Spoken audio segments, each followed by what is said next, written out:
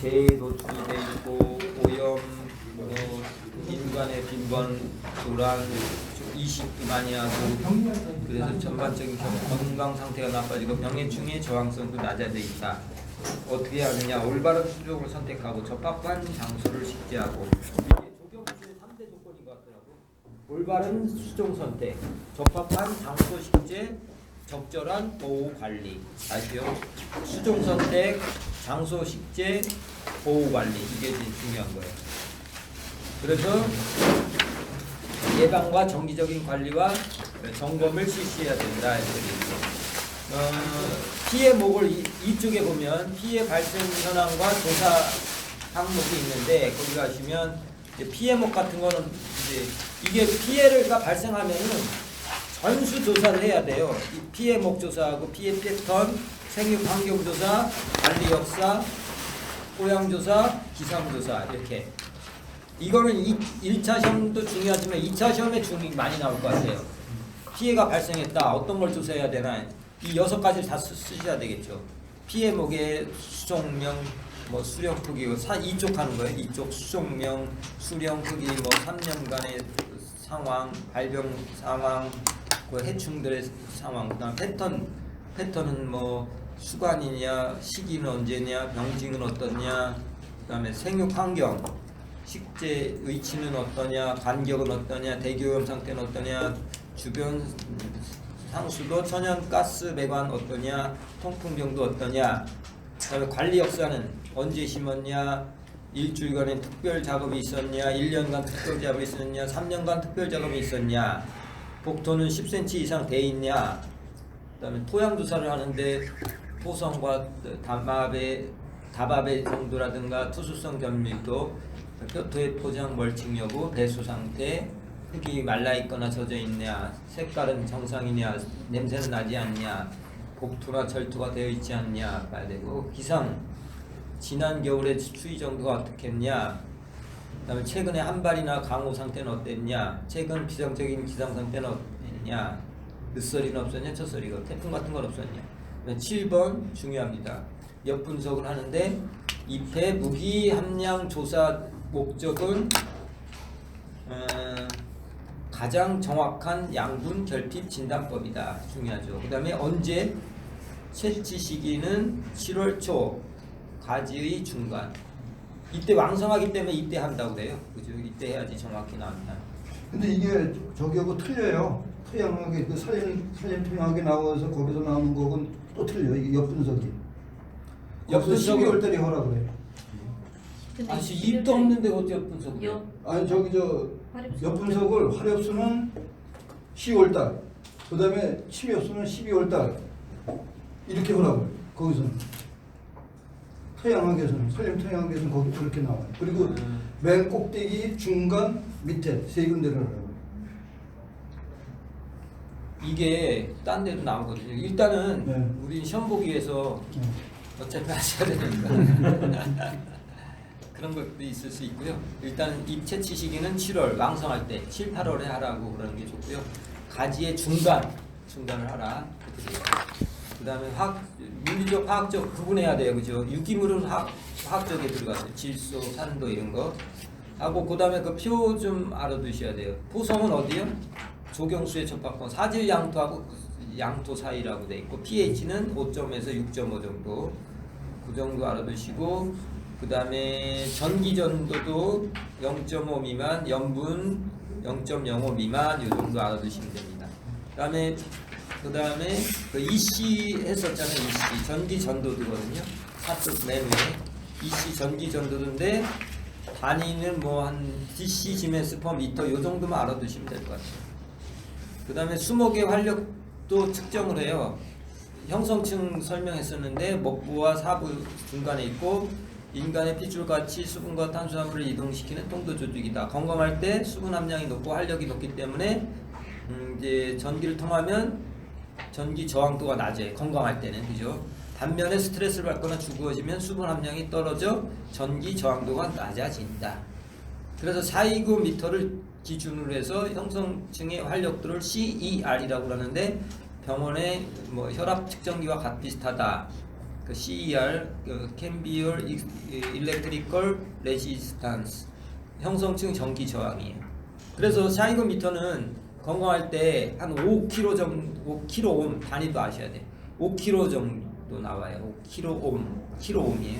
그다음에 건강하지 못한 건 15, 죽어가는 거는 20, 죽은 가지는 40에서 50 이렇게 돼 있어요. 이 샤이거미터는 이렇게 되는데 요번에 우리 이거 2차 시험 볼 때는 준수 미터가 딱 나온 거예요.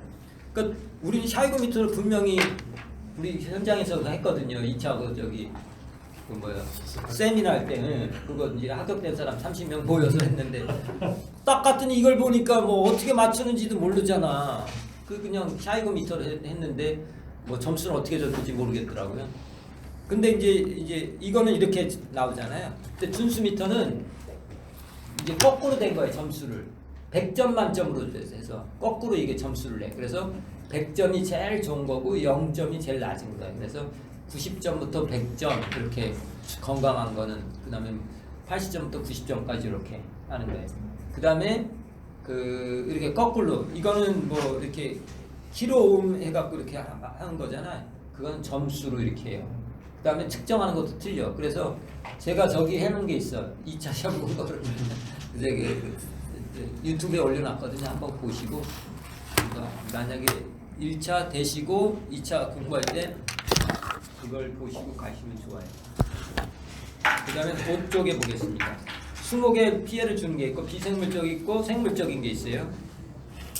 그래서 전번에 병리할 때 나왔던 건데 이건 뭐 쭉 읽어보시면 기후, 토양, 인위적, 생물적 이런 게 있으니까 알아두시면 되고요. 그리고 7쪽에 비전염성, 비생물적 특징 2번 아주 중요해요. 이거 다 쓸 수 있어야 돼요. 비생물적. 지금 비생물적이니까 피해 장소에서 자라는 거의 모든 암에서 동시에 일어난다. 다른 여러 수종에도 비슷한 증상을 나타낸다. 동일한 그리고 균일한 병증으로 나타나면 수관 전체에 나타나기도 합니다. 수관의 방위, 위치, 조사에 따라서 발병 부위가 독특한 경우가 있다. 병증이 대부분 서서히 해빙형이나 복토, 급속히 일어나는 게 기상이면 약품 피해가 이렇게 급하게 일어날 수도 있다. 다 아셔야 돼요, 이거는. 그 다음에 피해의 원인과 구명된 혼동을 주는 거 있어요. 대기오염 어제 했잖아요. 대기오염, 영양결핍, 전문의 이런 게 다 흡족성, 작은 곤충, 응애 깍지, 방패 이런 거하고 속이 하고 뿌리장애하고 그렇게 저기 안 돼요. 비슷하대요. 그 정도 알아두시고요. 비전염성 8쪽에 가시면 중요합니다. 이제 지금부터 글씨도 작걸했으니까 자세히 보셔요. 중요한 것만 할게요. 수분 과다 2번 토양의 그 과다한 수분 증상이 중요해요.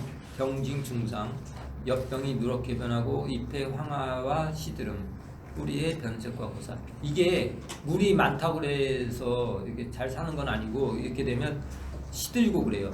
물이 많아도 시들어요. 호흡을 못하니까.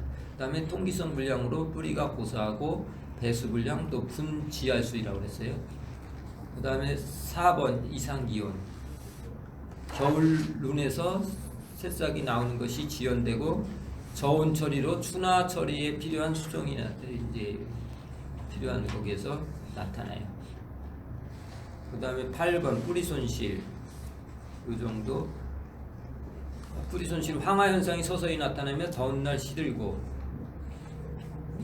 불착, 절토 이런 거 뿌리. 그 다음에 9번 중요하죠. 복토, 다박. 입이 시들고 황화 현상이라고 수관의 고사, 뿌리의 변색과 고사 이런 현상이 나타나고요. 영양결핍 중요합니다. 10번. 거기 하렵수의 병증 아까 얘기했어요. 그 식물체에 들어가갖고 골고루 하는 건 질소라고 했고 가장자리에 인맥사시의 황화 현상이라는 건 칼륨. 그 다음에 인맥 사이에 붉은색 마그네슘. 색깔 보고 구분을 많이 하거든요. 인 부족하면 무슨 색이요? 양보라고 되어 있어요. 아니다. 인보. 그러니까 인보라고 외우셔야 돼요. 인보. 붉은 거는 악마, 붉은색 마그네슘, 칼슘. 그 다음에 뭐 황화, 칼슘 나오고 철 있고. 여기서 아까 BS 카구철 얘기했죠. 그거 써놓으시고 이거는 이동이 잘 안 되기 때문에 어린잎부터 증상이 나타나요. 그죠? 이동이 안 되는 거는 어린잎부터. 이따가 계속 나올 건데 어린잎부터 나오고 뭐 질소 같은 경우는 성숙한 잎, 노엽부터 나타나요. 증상이. 그래서 여기 보면은 유엽이라고 돼 있죠. 유엽. 5번째부터 유엽이 황화 및 괴사, 칼슘이라고 했어요. 그죠? 지금부터 이제 BS 카구철이 적용되는 거예요. 유엽의 입막 사이에 사직이 황화 현상이 일어난다. 철이죠. 철. 그죠? BS 카구 철에서 마지막이고. 그 다음에 B는 동색, 적색으로 변색되고 다 죽는다. 붕소. B가 첫 번째 있잖아요. 붕소. 유엽이잖아요. 유엽. 근데 유엽과 성엽이 다 나타난 건 BS에서 S가 황이 다 나타난다. BS 카구철 중에서 S는 다 나타나고 나머지는 유엽부터 나타난다. 이렇게 알아두시면 돼요. 꼭 알아두셔야 돼요. 이동성이 저기 한 거는 이동이 안 되니까 꼭대기까지 올라가려면 힘들잖아요. 그죠? 그러니까 어린 잎에 증상이 나타나는 게 부족하면. 그래서 BS 카구철 꼭 외우셔야 돼요. 그 다음에 이제 그쪽에 가면 염해가 있어요. 염해는 이제 겨울에 염화 칼슘 같은 거 막 길에 뿌리잖아요. 그거에 된 거든 중요하죠. 이것도 2차 시험에 나올 수도 있고 2차도 나올 수 있어요. 노엽과 잎의 가장자리에서 괴사가 심하게 나타난다. 바닥과 도르변에 더 심하게 나타난다. 조풍, 해일, 겨울철 도로 결빙 방직용으로 뿌리 염화 칼슘이 뿌리로 흡수되어 나타난다. 그렇게 중요하고, 그 다음에 대기오염을 했으니까 넘어가요. 12번은 어제 얘기했어요. 잎급 연막 사이에 황화, 괴사, 아황산가스, 중금속. 잎의 가장자리가 황화되는 건 불소. 회록색 반점, 그거는 질소산화물. 주근깨 같은 반점, 오점. 그렇게 돼 있고, 약해, 14번 약해. 요번에 나쁜 거예요. 농약 이제 쳐서 잘못 썼어요. 피해 증상, 잎 가장자리의 괴사, 주근깨 반점, 뭐 황화, 얼룩 반점, 백화, 백색화, 갑자기 낙엽, 비틀림과 비대, 오그라듦 이렇게 돼 있고, 이게 제초제에 대한 피하고요. 살충제에 대한 건 뭐예요? 이끝 갈변, 괴사, 연막이 흐트러서 모이고 피해가 심하다 이렇게 돼 있어요. 그래서 그 옆에 보면 침투 이행성 약제에서 약해가 나타나. 살균제는 약해가 적어. 살균제는 거의 피해가 없고요. 제초제에서 이렇게 많이 돼요. 제초제는 선택적, 비선택적 있잖아요. 그 중에서 이제 그 비선택적에서 많이 나타나요. 이게 이따가 농약할 거거든요. 그때 하면 약해가 이제 많이 나타나는 게 제초제에서 많이 나타난다 이렇게 하시면 되겠습니다. 넘어갑니다. 그다음에 병진 뭐 이런 시드름 이런 거는 너무 많기 때문에 다 생략할게요. 시간 나시면 읽어보시면 문제 풀면서 이렇게 하시면 될 것 같아요. 그죠? 문제 풀면서 하면 좋고, 문제 나올 때마다 그 항목 찾아서 이렇게 하시면 될 것 같고, 이제 21쪽 영양 결핍, BS 카구철 이게 그런 내용이에요. 21쪽 무기양분의 이동성. 무기양분의 체내의 이동성. 양분에 따라서 다르기 때문에 결핍 현상이 나타나는 부위가 양분에 따라서 다르다. 이동성 원소는 질소인 칼륨, 마그네슘. 성숙잎에서 어린잎으로 부족한 원소가 쉽게 이동한다. 부족한 현상은 성숙잎에서 먼저 나타난다. 요거는 그냥 알아두시면 되고, 부동성이라고 이렇게 중요해요. BS 카구철 꼭 외우시라고. 성숙잎에서 어린잎으로 부족한 원소가 이동되지 못한다. 어린잎과 생장점이 있는 어린 가지 열매에서 결핍 현상이 먼저 나타난다. 이렇게 되고, 중간은 황, 아연, 망간, 불이 몰리브되는 정도가 있다. 이렇게 꼭 알아두셔야 되고, 꼭 알아두셔야 돼요. 염소와 니켈은 필수 원소이지만 결핍 현상이 천연 상태는 나타나지 않는다. 맨날 말씀 또 알아두시면 되고요. 22쪽 넘어갑니다. 영양 상태 진단법. 이제 가시적 결핍증 관찰할 때 의심스러운 거 12 실험이 있어요. 12번. 의심스러운 원소를 소규모 연면시 이후 결핍 현상이 없어지는 것을 확인하는 방법인데, 이제 철분 같은 거 결핍이 이제 이걸 확인해 봐야 되잖아요. 황화 현상이 나타나거나 이래서 이제 이게 철분이 부족할 수도 있겠다 그럴 때는 염화철을 쓴다. FeCl3 0.1%를 뿌려보는 거예요. 이걸 12 실험이라고 그래요. 그다음에 토양 분석이 있는데 토양의 지표 10cm를 채취해서 유효 양료의 함량을 측정한다. 아까 얘기했던 엽 분석도 나오네요. 가장 신비성 있는 게 엽 분석입니다. 그래서 어디요? 가지 중간에서 성숙한 잎을 따서 하는 건데, 봄잎의 경우 6월 중순, 여름 경우 8월 중순 경우에 채취하여 무기 양료의 함량을 정확하게 분석하여서 표준치와 비교를 한다고 되어 있어요. 주로 하는 게 엽 분석 그 보면 표 9에 보면 이제 뭐 이건 귤나무인데 질소, 인, 칼륨 이 정도를 많이 하는 거예요. 질산인산 3대 요소잖아요. 그 양분 그런 걸 많이 해요. 그다음에 23조 영양 결핍 증상에 가면 가장 예민한 게 아무래도 잎이죠, 그죠? 광합성을 하기 때문에. 그래서 잎에 나타나는 거 뭐예요? 영양 결핍, 황화, 아까 개사, 백화, 큰 반전, 작은 반전 막 쭉 있고, 가지에는 로제트 현상이 있어요. 로제트는 생장이 잘 안 돼서 촘촘히 붙어 있는 거예요. 난장이처럼 이렇게 되는 거, 외성화 뭐. 쫙 달라붙는 게 로제트형이고, 외성화 고사이고, 열매는 기형변색 외소가 되니까. 구체적인 증상 중요합니다. 잎에서 황화 현상이 나타나는데 질소, 인, 칼륨, 황 이거는 황화 현상이 일어나요. 황색으로 변하고, 잎 가장자리가 변하는 건 마그네슘이다. 그다음에 이 연맥은 녹색을 유지하면서 연맥과 사이가 황색으로 된다. 이거는 연맥을 유지하면서 이렇게 황색으로 변하는 건 칼륨, 철, 망간 이 정도로 알아두시면 되겠습니다.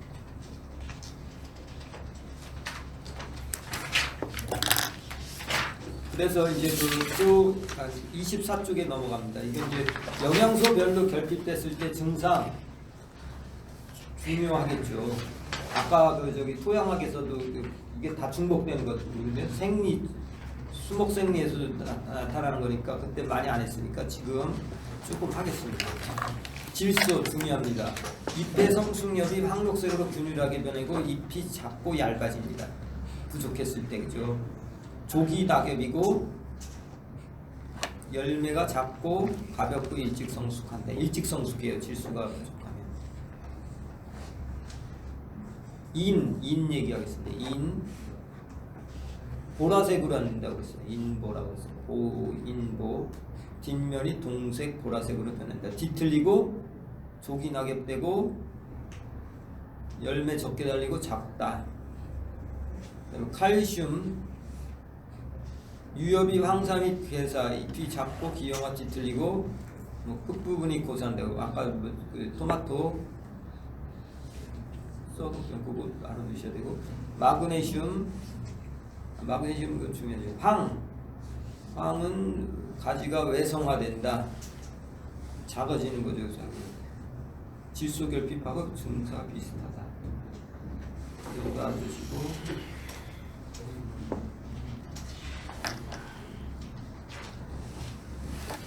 그다음에 시간 날 때 좀 철, 금소, 망간, 아연, 구리, 몰리브덴 이거 좀 읽어보시는 게 좋을 것 같아요. 너무 많아갖고, 그죠? 아까랑 게 26쪽 똑같이 반복되는 건데, 영양결핍의 빈도와 치료는 어떻게 하느냐? 비료를 적절하게 사용해서 결핍을 치유할 수 있고 당연한 거고요. 철을 제외한 모든 원소는 토양이 산성화될수록 토양 내에서 불용성으로 존재하기 때문에 결핍 현상이 일어난다. 철은 아까 뭐 염류성 토양에서 많이 결핍 현상이 일어난다고 그랬어요. 그러니까 철을 제외한 모든 거는 산성화 있을 때 결핍 현상이 일어난다. 중요하고요. 칼슘과 마그네슘은 조경수에서 부족한 경우가 적은데 만성적인 산성비로 인하여 잎과 토양에서 이 원소들이 용탈되면 결핍 현상이 나타난다. 철은 알칼리통에서 철이 결핍이 나타난다. 계속 나오네요. 그 다음에 진단법은 어떻게? 제2염화점 FeCl3를 0.1% 용액을 만들어서 2주 후 반응을 본다. 붕소, 산성과 알칼리성 토양에서 결핍 현상이 관찰되면 동시에 나타나는 게 뭐예요? 붕소죠. UCC의 결과에 필요하다. UCC도 잘 아느냐고. 그다음에 아연, 구리, 몰리브덴은 수목에서 거의 관철되지 않으며 염려하지 않아도 된다. 결론적으로 대량 원소와 철과 붕소를 포함한 8개의 약류를 대상으로 영양 결핍을 진단하고 치료하면 된다. 뭐 아연, 구리, 몰리브덴 이런 거는 그렇게 많이 나타나지 않으니까 8개 질소인, 칼륨, 칼슘, 마그네슘, 황, 철, 붕소 이 정도만 진단하면 된다고 합니다. 그 다음에 기상적 피해에 대해서 26조 보온 피해, 엽소, 입이 타 들어가는 거예요. 50도 넘을 때 길가 같은 데서. 그 다음에 27조 예민한 수종이 있습니다. 맨 위에 단풍, 층층, 밀불에, 칠엽수, 누른나무 이런 게. 그 다음에 한대성 수종도 그렇게 그 엽수가 심한가 봐요. 주목, 잣나무, 전나무, 자작나무에서 볼 수 있다. 엽수를 어떻게 방지해요? 통풍을 주하고 뭐 기온 상승을 막든가 수분이 이제 계속 반수를 해서 그다음에 잔기를 깔아주고 유기물로 멀칭한다. 기본적으로 알아두시면 되고 그다음에 피수가 있어요. 어제 그 생리할 때인가요? 수가 남서쪽 숲비에 열에 의하여 피해를 받는 거예요. 그렇죠. 그래서 남서쪽 숲이다. 60도 넘을 때. 그 다음에 그 숲비가 얇은 수종 중요하죠. 벚나무, 단풍나무, 목련, 매화, 물풀에, 배롱나무 이런 게 숲비가 얇기 때문에 피소에 잘 걸리고 피소 방지법 증산을 촉진하여 수간의 온도를 낮춰주고 녹화마대 싸거나 히스토포제, 석회, 유황 합체 넣는 거 중요해요. 그죠? 그 다음 아스팔트 대신에 유기물로 토양을 멀침해 주는 게 좋다. 또 일조량이 그늘에서 자랄 수가 있어요. 양수에서 피해가 큰데 마디가 길어져요. 그 햇빛을 보려고 길어지는 거예요. 그 다음에 염량이 적고 염색이 옅다. 그 색깔이 옅고 염량은 많아요. 이게 지금 잘못됐어요. 염량이 많다고 그랬어요. 그죠? 우리 생리할 때 음역 같은 게 뭐라고 그랬어요? 염량이 많고 이쁜 색깔은 옅지만은 넓다. 그죠? 조기 낙엽은 뭐예요? 잎이 수면보다 일찍 떨어지는 건데 건강이 나쁠 때 나타난다. 맨 밑에 줄이고 그 왜 그러냐? 28쪽 영양 부족, 부채증, 가을철, 가뭄, 고온, 스트레스, 뭐 대기오염, 전염성병, 해충 뭐 이런 거. 그 다음에 상록수 잎의 정상적인 수명 뭐 이게 나올지 안 나올지 모르는데 숫자 외워두는 게 좋겠어요. 스트로보잔나무 2년 잎이 수명 2년, 소나무 3년, 동백나무 4년, 잣나무 잎 4년, 전나무, 감비나무 5, 6년, 사철나무 5개월. 스트로 잣나무가 제일 저기 아니에요. 사철나무 저기 하고 활이 없으니까 그런데 스트로 잣나무, 소나무, 동백이나 잣나무 이 정도 알아두시면 되고요. 조기 낙엽을 어떻게 해요? 주기적인 관수를 해주고 대기오염을 경감시켜주고 입떨림병 같은 거, 해충 같은 거를 구제해주면 조기 낙엽을 방지할 수 있고. 냉해로 넘어가겠습니다. 냉해 빙점 이하의 온도에서 나타내는 빙점 전후 그러니까 0도 조금에서 그 사이에 그죠? 0도 이상으로 해서 나타나는 게 이제 저긴데 주로 남쪽 수종이 겨울철 개화 수정되지 않는 경우 밑바 뭐 상동 이게 남쪽에 사는 그런 거죠. 다 전부 다 팔순이, 보리장, 보리밭, 까마귀 쪽 이런 게 전부 다 남부 수종이에요. 그 다음에 아열대성 이런 식물 바나나 뭐 사과나무도 이게 냉해를 잘 입네요. 만상이 있습니다. 만상은 늦설이 봄에 내리는 거, 가을에 내린 거를 조상, 봄에 내리는 거를 만상 이렇게 해요. 만상의 피해가 더 많은 거죠. 우리나라 같은 경우는. 그래서 4월 중순 29쪽 맨 4월 중순에 새로 나온 잎, 야간의 온도가 영하로 떨어질 때 새로 나온 잎이 이제 그렇게 시들게 되는 거고 남쪽과 남서쪽의 수관이 더 피해를 입고 그 다음에 침엽수익을 붉은색으로 변색하다가 말라 죽는 경우 목련, 튤립, 모과, 단풍, 철쭉, 연산홍, 주목에서 심하게 나타나고 주목의 경우는 1년 이상 된 잎들은 경화되어 피해가 없고 새로운 잎만 신초들만 말라서 죽는 적갈색으로 말라 죽는다. 만상의 피해는 새순에만 주로 오기 때문에 나무에 치명적인 피해를 주지는 않는다. 스프링클러 작동, 안개비 살포, 연기 발생, 선풍기 작동, 비닐 피복 이런 거 다 알아주셔야 돼요. 쉬운 거 같은데 시험에 막상 쓰려고 그러면 또 어렵죠. 그리고 고르는 문제도 뭐 쉽게 나면 이렇게 나올 수도 있고. 조상은 이제 가을에 내리는 건데 이제 심각하지요. 심각하긴 한데 뭐 만상보다는 덜하다. 동해로 넘어가겠습니다. 동해는 0.2하죠. 그래서 맨 밑에 줄 순화가 된 이후에 동해를 잘 아닙니다. 그래서 순화는 서서히 가을부터 이렇게 되면은 이제 내한성들이 생기기 때문에 피해를 잘 안 입는데 30조 내한성이 큰 수종, 작은 수종 알아두셔야 돼요. 큰 수종, 자작오리, 사시, 버드, 소나무, 잣나무, 전나무. 내한성이 작은 거, 삼나무, 변병해수, 뭐 히말라야 시다, 베롱, 피라칸다 뭐 있고. 하렵수의 어린 가지가 동해를 받았을 때 봄에 동화에서 새싹이 곧 나오지 않더라도 가지를 미리 잘라버리면 안 된다. 하렵수는 어린 가지에 자마가 많이 숨어있기 때문에 동화가 얼어 죽으면 자마가 나중에 발달하여 잎으로 자랄 수 있기 때문이다. 여름철 두목 작업, 이게 가지를 그냥 뚝뚝 자르는 거 있잖아요. 중간 정도 막 이렇게 치는 걸 두목이라고 하는데 가을 내내 새순을 생산하면서 내한성이 생기지 않는다.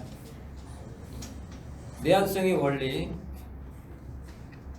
단일 조건에서 이제 해가 저물어지어서 이제 짧아지면은 단일 조건과 저온이 노출되면 나무가 내한성을 가지게 되고 이제 나무는 우선 생장을 정지하고 월동 준비를 하겠죠. 어제 했던 거예요. 설탕, 지방, 지용성 단백질을 세포내 축적하여 빈점을 낮춘다. 모든 게 다 그래요. 내한성, 뭐 내건성 이런 게 설탕, 지방, 수용성 단백질을 축적하여 빈점을 낮추는 거예요. 더울 때도 그렇고 뭐 이것도 그럴 때. 이 설탕 같은 거를 이제 하면은 삼투 포텐셜이 낮아지죠, 그죠? 그렇기 때문에 그런 이렇게 하는 거예요. 여름과 가을의 강압성을 수행한 만큼 설탕이 많이 축적하여 내한성이 생긴다. 가을철 열매를 빨리 수확해야 내한성이 생긴다. 어떻게 동해 방지법, 뭐 햇빛을 주고 유기물 집으로 싸준다. 품종을 이제 심지 않는다. 뭐 이렇게. 31쪽 상열. 추운 겨울에 나무 줄기가 이제 바깥쪽에 변제 부위가 안쪽에 단열되어 있는 심재 부위보다 더 심하게 수축함으로써 종축 방향으로 갈라지는 것을 상열이라고 해요. 이거는 상열은 남서쪽 수관에서 하렵수에서는 이제 관찰되는데 너무 작은 거나 너무 큰 것은 생기지 않아요. 이게 전도가 이제 너무 작은 거는 이제 똑같잖아요. 비슷하잖아요. 너무 큰 것도 그렇고 그러니까 15에서 35cm 정도에서 많이 생기고 방지법 아까 피수할 때랑 똑같아요. 흰 페인트를 발라주고 석회 유형합제, 도포, 토양 멀칭을 시켜준다. 동계건조 있습니다. 동계건조. 우리나라 같은 경우 특히 봄에 건조해요, 그죠? 그러니까 이른 봄에 상록수와 가다한 증상으로 인한 말라생긴 현상을 동계건조라고 해요. 늦은 겨울 혹은 이른 봄에 기온이 상승하고 토양은 얼어붙는 상태에서 많이 생기고서 그 다음에 토양이 얼어 있어서 수분 흡수에 원활하지 못해서 잎과 가지가 마르게 된다.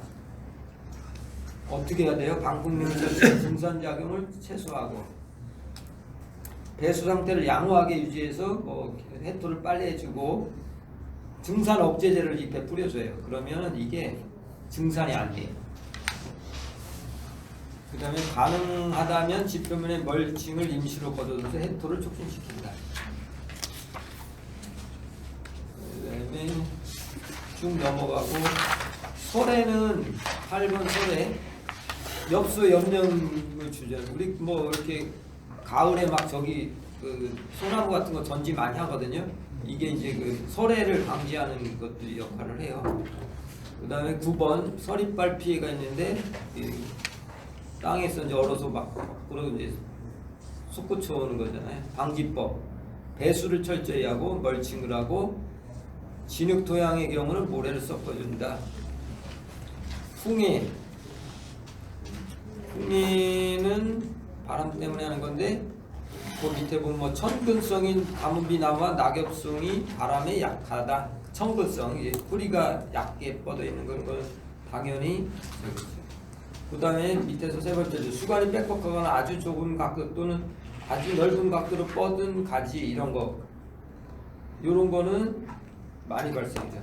그 다음에 수관의 공동 이게 뭐 형성되어 있는 거 이런 것도 바람에 약합니다. 그 다음에 33쪽 어떻게 방지를 해주냐. 맨 왼줄 가지치기로 그 다음에 의형가지를 미리 제거 수관의 크기를 작게 유지한다.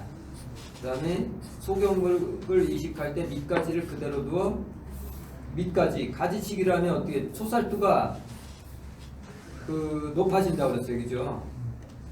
수관을 그러니까 이제 가지치기로 하면 초살도가 낮아진다고 했죠. 낮아지죠. 그죠? 가지치기면 소살투가 낮아지죠.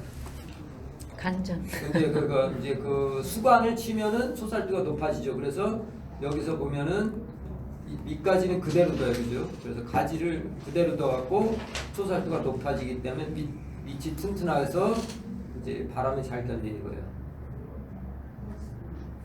그 다음에 청근성, 신근성 좀 알아두시는 게 좋겠죠. 신근성, 곰솔, 비자, 소나무, 은행, 전나무, 주목. 청근성, 가뭄비, 낙엽송, 뭐 눈조목, 눈주목, 독일 가뭄비나무, 솔송나무, 편백, 뭐 화렵수도 다 알아두셔야 되겠죠. 이게 애우기 힘드시죠, 이런 거, 그죠? 근데 이거 비생물 쪽에 꼭 나오더라고요. 이번에도 뭐 되게 많이 나왔어요. 한 3-4문제? 뭐에 된 거, 뭔가 막 헷갈리기 시작하는 거예요. 막 그때부터 이제 강한 것 같아. 5번까지 있으니까 지문이 막 헷갈리는 거예요, 지금 막. 저는 지금 읽어서 그랬지만 시험장이 막상 가면은 아무 생각이 없더라고요. 낙내 있습니다. 낙내. 이제 낙내 잘 맞는 거는 홀로 자라거나 모여있는 수정 중에서 수모가 가장 높거나 가장자리에 있는 나무, 물가에 자라서 낙내가 떨어질 가능성이 더 높은 거 이런 게 있고, 피해가 많은 수종은 참나무, 느릅, 소나무, 튤립, 포플러, 물풀에 이런 게 있어요. 낙내 피해가 적은 건 자작이나 마로니가 있습니다. 피해 양상은 뭐예요? 전기가 수관을 타고 땅속까지 이제 통로를 따라가서 수피가 깊게 파이거나 갈라진대요. DNA 손상이 올 경우 남과 죽게 돼요. 이게 천연기념물 같은 게 많이 그렇게 되더라고요. 천연기념물이 죽으면 해제가 되거든요. 근데 많더라고요. 이 낙내를 맞아서. 그래갖고 요새는 34쪽처럼 피레침을 많이 설치해요. 치료법은 뭐예요? 노출된 상처를 수직포나 비닐로 덮어서 건조를 막아주고 4 내지 5개월 나무가 살아있으면 자연적으로 치유될수록 유도되거나 외과 수술로 상처를 한다. 피레침을 설치해서 꽂주는데 직경은 1cm 정도 되고 나무의 가장 높은 것보다 약간 더 높게 설치를 하고, 동선이 수관을 따라 내려와서 땅속에 일단 들어가서 묻고, 깊이는 약 3m 가량 깊이로 묻는 데 3m. 그 다음에 땅속 묻힌 부리 막대기 2cm 가량을 연결시키고, 흉고 직경이 1m 이상의 거목일 경우에는, 그렇게 큰 게 있나요? 1m 넘는 거? 있겠다, 그죠? 그런 거는 2개를 해준다. 35쪽 넘어갑니다. 이제 토양에 대해서 이제 토양이 건조하다. 이식목에서 가장 토양이 건조하는 건 이식목에서 가장 많이 나타난다. 증상은 어리니까 줄기가 시들고, 노출된 부분 햇빛을 많이 노출하는 거는 영향을 제일 많이 받고, 증상이 어때요? 건조할 때 잎의 크기가 작아지고, 중요해요. 잎의 크기가 작아지고 3가지 생장이 일찍되고 마디가 짧고 옆면적이 감소한다. 중요하죠. 이거 헷갈릴 수가 있죠. 광합성은 이제 제대로 못할 거고 건조하니까. 그 다음에 직경이 급속히 작아지고 나이테가 좁아지면서 위연류, 가짜 연륜이 생기고, 그렇게 생각합니다. 예민한 수종은 단풍나무, 마로니에, 층층나무, 물풀에, 느릅나무. 공원에서 많이 보는 나무들이네, 그죠? 이런 게 그 건조에 약하네. 그렇게 알아두시면 되고요. 방지법, 관수를 해줘야 되겠죠, 그죠? 그래서 여러 번 나누어서 표투축만 젖는 것뿐 아니라 충분히 1회 주더라도 하층도까지 완전히 젖을 때까지 주래요. 여러 번 나눠서 주는 것보다는 충분히 주는 게 좋잖아요. 물도 일본 가정에서도 그렇다고 그러대요. 그 다음에 뭐 스프링클러라든가 이런 스프링클러로 대면적을 관수하는 건 효율적인 방법이 못 된다 이렇게 됐네요.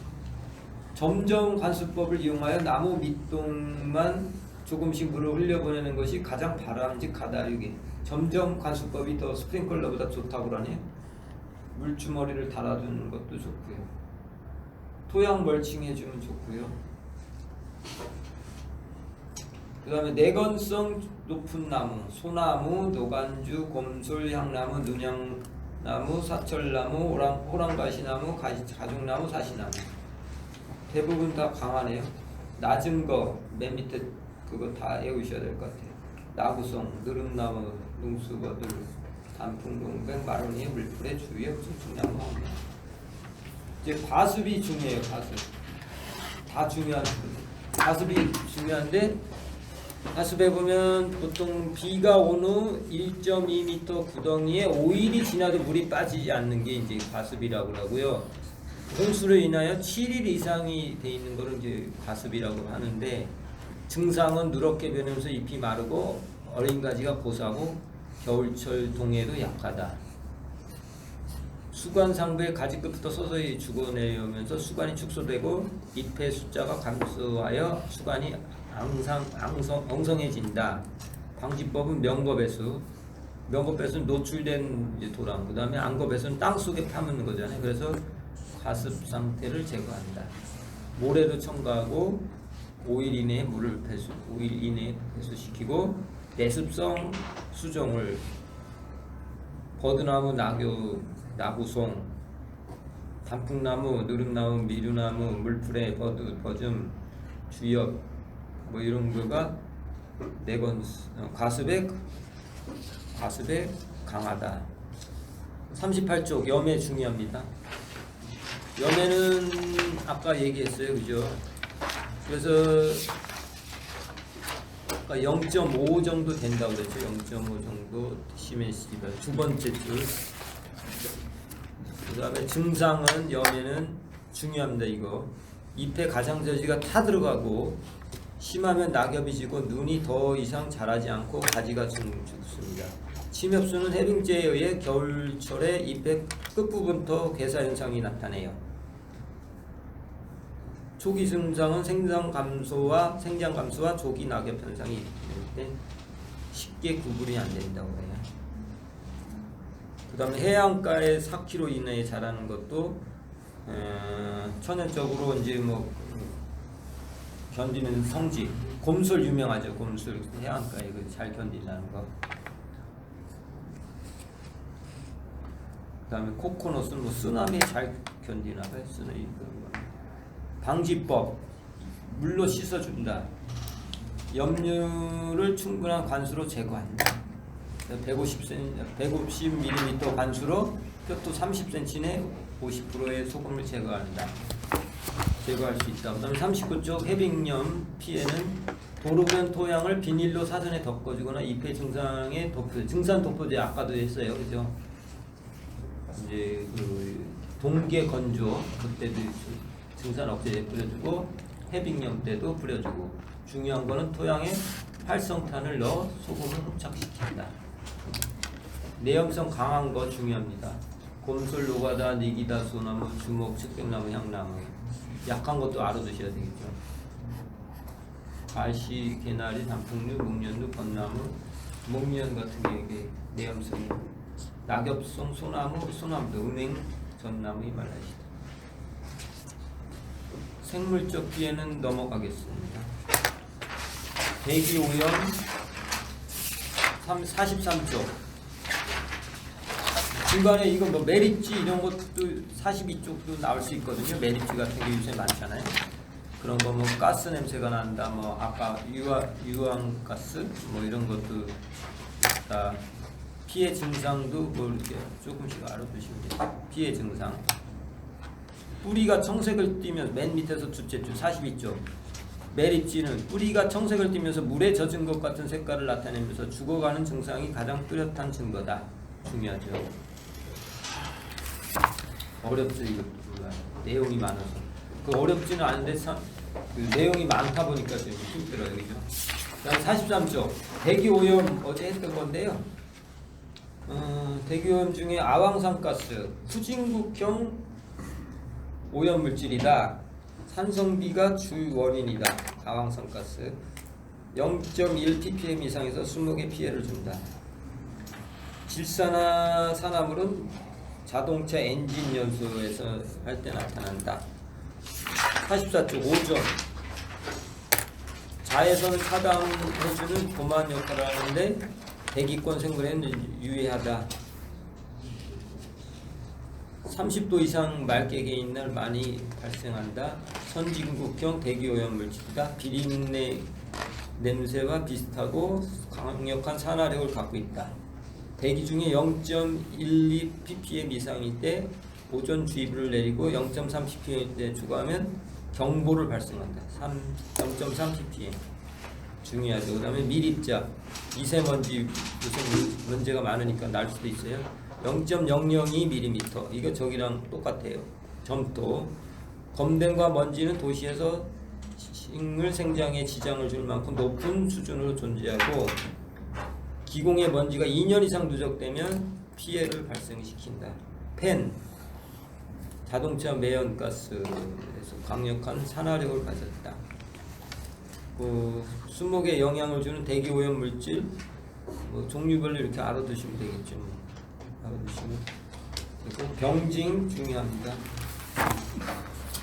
잎에서 유세포가 가장 많이 모여 있으면서 가장 왕성한 대사작용을 수행하기 때문에 잎에서 많이 나타나고 만성 피해가 나타나는데 만성 피해일 때는 잎의 황화 현상이 가장 먼저 나타나고 생장 불량 잎이 작아지고 활력이 감소하고 연녹색을 띠며 조기 낙엽 검댕이 먼지 이런 거는 광합성 못하게 방해하고 그래서 낙엽 가지고사 증상이 보인다. 급성은 하렵수 같은데 갑자기 이제 그 대기오염에 저기 했을 때는 연맥 사이의 조직 위 가장자리 이 끝에 황화와 개사 주근깨 같은 반점현상 백화 그리고 조기 낙엽 침엽수는 황화 현상 이 끝에 적발색 결과 고사. 비슷한 거는 대기오염과 비슷한 건 뭐 영양 결핍이 있을 때 곰팡이 세균 바이러스 이런 걸 때도 전문이병이 생기는 것처럼 똑같이 생기고 진딧물과 어린이 피해하고 또 비슷하대요. 세 가지가 대기오염과 비슷하다 정도 알아두시면 되겠습니다. 그 다음에 46쪽 어제 한 건데 아황산가스 중에 이런 거는 증상 비에 젖은 듯한 모양이다. 물에 젖은 듯한 물에 젖은 듯한 모습이다. 아황산가스 질소는 뭐예요? 주근깨 아니 회녹색 회금색 오존이 주근깨 펜은 청동색 불소는 중륵 안으로 황화 조직을 고사시키고 그 정도 알아두시면 되겠습니다. 그 다음 47쪽 밑에 줄 이제 방법 보호관리법은 뭐예요? 뭐 관수를 시키거나 관수가 중요한데 너무 적절한 수준에서 물을 주라는 얘기고요. 그만 주의하면 될 것 같아요. 생장 6번 생장 억제제도 중요해요. 오염의 저항성을 길리기 위해서는 생장 억제제를 주거든요. 생장 억제를 살포하면 생장이 둔해되어 저항성을 높일 수 있대요. 이게 작게 키우는 짤딱막하게 돼 있잖아요. 분재 같은 게 그런 게 오염에 엄청 강하다네요. 그 다음에 적절한 시비해갖고 비료 질소 비료는 어때요? 항상 적게 줘야 되겠죠. 대신 칼륨이나 뭐 이런 걸 많이 줘요. 석회질 비료 이런 걸 많이 줘야 되고 질소는 어디나 나빠요. 그 다음에 47쪽 밑에 중요하죠. 이거 수종별 저항성 은행나무 프라타너스 현재 국내에서 가로수로 가장 많이 심으며 대기 오염에 강하다. 은행 포플러. 그런데 프라타노스. 그다음에 소나무, 잣나무, 진달래는 약한 편이래요. 많이 있는데도 약하면 이거는 48조 대기 오염의 이제 중요해요. 여기서 유엽이 성엽보다 저항성이 높다. 왜? 황산화 물질을 더 많이 만들어. 열심히 젊으니까 많이 만들어서 저항성이 높고, 광합성을 많이 하면 뭐 독성을 제거해 갖고 대항성이 있다. 유엽이 저항성 크다라는 거 비슷한 말이고, 숙성수가 더 강하겠죠. 저항성이 낮다. 네. 속성수가 기공을 많이 열어. 그래서 기공을 많이 이제 하다면 헷갈리네. 그러니까 속성수는 기공을 많이 열어갖고 활발하게 움직이다 보니까 오염 물질도 많이 받아들이기 때문에 그 오래 저기 한 거는 기공이 적은 거보다 저항성이 낮다 그러네요. 그 다음에 생장 아까 저 억제하면 저항성 높아진다고 했어요. 그 다음에 질소지 비료는 낮추고 칼슘 비료는 저항성을 높다. 질소는 저항성이 약하다. 항상 주의해야 되고, 아까 얘기한 대기 오염에 약한 거를 애우시든지 강한 거를 좀 애우시는 게 좋을 것 같아요. 약한 거 약한 게 적으니까. 침료수는 강한 거 배우고 탄력수는 약한 거 해야 되겠다. 소나무 이런 거죠. 그렇죠. 산성비 있습니다. 산성비 같은 경우는 49쪽 pH가 5.6 이하의 빗물인데 황산이온이라든가 질산이온, 이거 황산이온은 석탄에서 유래하고 질산은 자동차 매연에서 이게 주성분이고, 산성비로 인한 치료법은 뭐예요? 석회질 비두를 토양에 중화시킨다. 농약에 대한 피해 이번에 났었어요. 이게 이제 다 이걸 써야 되는 거예요. 이걸 다 이해를 하시고, 지금 한 3페이지, 한 2페이지가 있는데 이거를 요점 정리해서 다 쓸 수 있어야 되는데, 이번에는 뭐 저번에 나왔으니까 안 나오겠죠. 2차 시험에 나왔는데 이해는 하고 가셔야 돼요. 일단 49쪽 1번 피해를 주는 농약은 제초제, 살충제, 생장조절제. 살충제는 특히 여름 고온일 때, 감을 때 하고, 적은 거는 살균제는 뭐 피해가 없다. 그다음 혼합할 때 많이. 그다음에 제초제는 옥신 계통이 다 이제 제초제로 쓰잖아요. 그래서 아주 낮을 때는 발균을 촉진하고 생장에 도움이 되는데, 높은 제초제를 이제 살포하면 이제 제초제 역할을 하는데, 이게 수목이 이제 제초제를 이제 흡수하잖아요. 그러면 호르몬 대사가 균형을 이루면서 피해를 입게 돼요. 증상 다 아셔야 돼요. 비틀림, 기형, 변색, 황화, 반점, 예사 뭐 이런 게 있고, 빨리 나타나는 것도 있고 늦게 나타나는 것도 있고 그런 거고요. 5번 화렵수의 살충제 피해, 입에 가장주가 타들어가면서 불규칙한 반점이 생기고 침엽수 기간에 소나무 잎끝이 적발색으로 변색한다. 선택적 제초제, 선택적 제초제는 이사디가 있어요. 잎이 타면서 말려 들어가고, 디칸바는 이제 반벨이라고 그러거든요. 반벨 많이 풀리잖아요. 이게 그 화렵수의 잎은 기형으로 자라면서 생장이 비대해지고, 소나무 같은 경우는 세 가지 끝이 굵어지면서 꼬부라진다. 비대해진다. 잎끝이 말려들고 주먹은 황화 현상이 일어난다. 비선택적 피해를 받으면 화렵수의 잎은 갈색으로 말라졌고, 주먹, 향나무, 측백나무의 세 가지 끝 부분이 황화 현상을 보인다. 헷갈리죠 이거 막 비선택과 선택이. 특이한 것만 한두 가지만 애워가시고 나머지는 막 만들어서 써야 될 것 같아요. 농약 피해 방제법은 잔류 농약, 활성탄을 넣어서 흡착시키고, 관수로 제초제를 씻어내고, 표토를 신선한 흙으로 하고, 그 다음에 농약을 이제 뿌릴 때는 그 작용기작 이제 해갖고 점검하고 뿌리고, 뭐 유기인계 혹은 카바메트의 농약은 알칼리성인 석회 브로도액이나 석회 황합제를 섞은 다음 경우에는 이제 약효가 없어진다. 그러고 알아두시면 돼요. 그 다음에 6번 살균제는 약해가 나타나는 경우가 있으므로 주의해야 된다. 이건 잘 안 나타나는데 특히 디프수화제를 핵과 식물에 살포하면 농도에 관계없이 잎이 황화를 현상을 보이면서 낙엽이 진다. 전나무, 숭아, 앵도 이런 데는 이런 거 살포할 때 주의해야 되겠죠. 이런 데는 안 뿌리는 게 좋겠죠.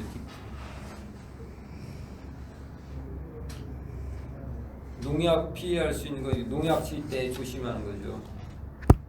약재가 쉽게 수목의 조직적으로 침투할 수 있는 상황일 경우 약재가 더 커지고 일조량이 부족하거나 그늘에서 자라서 식물의 남의 조직이 연약한 경우, 태풍이 지나간 후에 가지와 잎과 가지가 말차에 상처가 많을 경우, 온도가 높을 때 가뭄이 계속해서 해서 탈수 현상이 있을 때, 바람이 강하게 불 때, 비가 올 때, 살포 직후에 비가 올 때, 가장 적절한 시기는 바람이 적고 갯날 오전 혹은 늦은 오후, 바람이 없어야 되고 오전이나 오후, 늦은 오후가 좋다.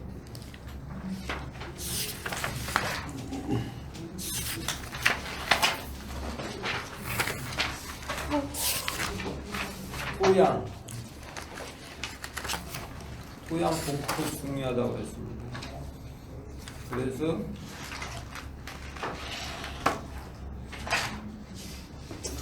어, 53쪽 밑에 세근의 특성, 수목의 뿌리 중에서 세근이 주로 수분과 양분을 흡수한다. 중요하고요. 54쪽 계속하는 건데 90% 이상이 표토에 20cm에 모여있다. 수명이 짧고 새로 만들어지며 왕성하게 호흡작용한다. 산소가 필요하다. 집중력으로 표토에 모여있다. 진단법은 지재부가 넓어지지 않고 밋밋하다. 초살수가 없는 거 보면 이게 복도됐다고 이렇게 의심해야 되고요. 검토장으로 이게 이제 땅 조사하는 게 있어요. 그거를 땅에 찍어서 보면 다른 색이 이제 하면 층이 나 있다 그러면 그거를 복도된 거다. 20cm보다 두꺼운 복도는 아주 심하게 이제 수목에 피해를 줍니다. 피해 증상 중요합니다고 외우셔야 돼요. 세근이 질식하여 먼저 죽고 이어서 굵은 뿌리들도 수년간 서서히 죽고 뿌리가 영향을 받으면 수목의 쇠퇴 현상이 지상부에서 수개월 후부터 천천히 나타나요. 일단 잎이 작아지고 황화 현상이고 길이가 감소하고 꼭대기부터 가지가 말라 죽고 수관이 엉성하고 족이 낙엽하고 숲이가 일부 죽고. 그래서 55쪽 이게 다 새마을 운동하면서 막 길 넓히고 막 그러는 건데 우리 동네 그 천연기념물 보온 백성도 이렇게 저기 해서 공사하면서 뭐 60cm 복도에서 죽었대. 그래서 복도 방법이 있는데 56쪽 다중의 복도 방법 1, 2, 3, 12번까지 있네요. 공기 통하게끔 해야 되고, 그죠? 배수 좋게 해야 되고, 표토를 부드럽게 하고, 마른 우물을 설치하고, 자갈을 깔아주고, 유공관 설치해서 유공관을 연결시켜줘서 물이 빠지게 하고, 그런 거. 복수를 사질토가 좋다, 그런 게 다 이거 나오고, 절토도 비슷한 내용입니다. 절토는 오히려 또 이제 너무 이제 뿌리 같은 게 저기 짧게 저기 하는 거잖아요. 나무 근처에서 막 이렇게 땅을 파서 길 만든다고 그러는데 절토가 되는 건데, 이것도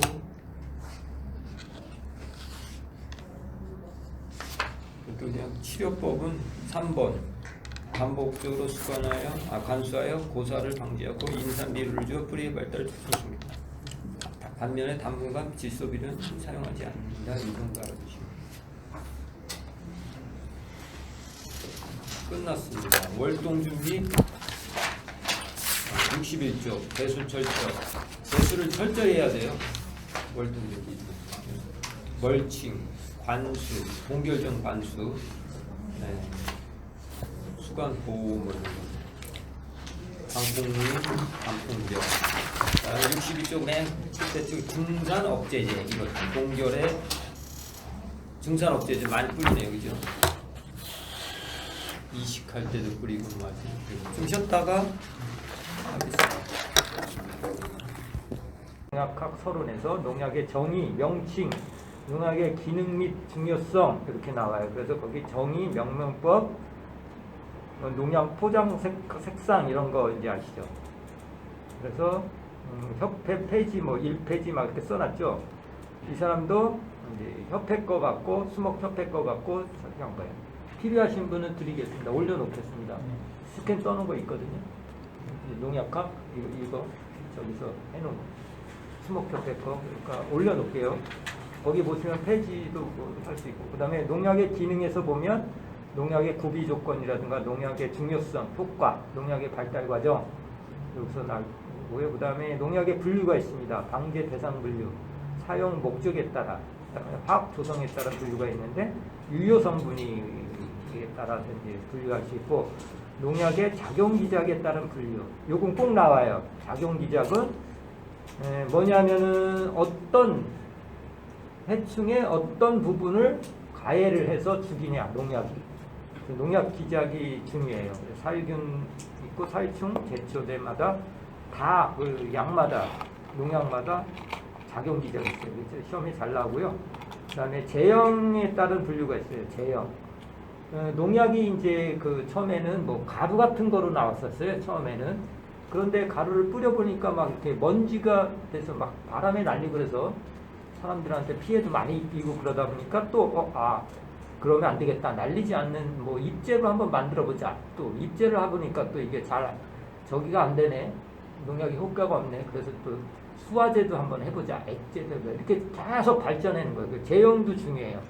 그래서 제형에 대한 그 제형의 형태 꼭 나와요. 뭐 수화제나 유지안이 뭐를 설명해 놓고 다음 중 이게 뭐 액상 수화제냐, 뭐 수화제냐, 뭐 이렇게 물어봐 그런 게 있고요.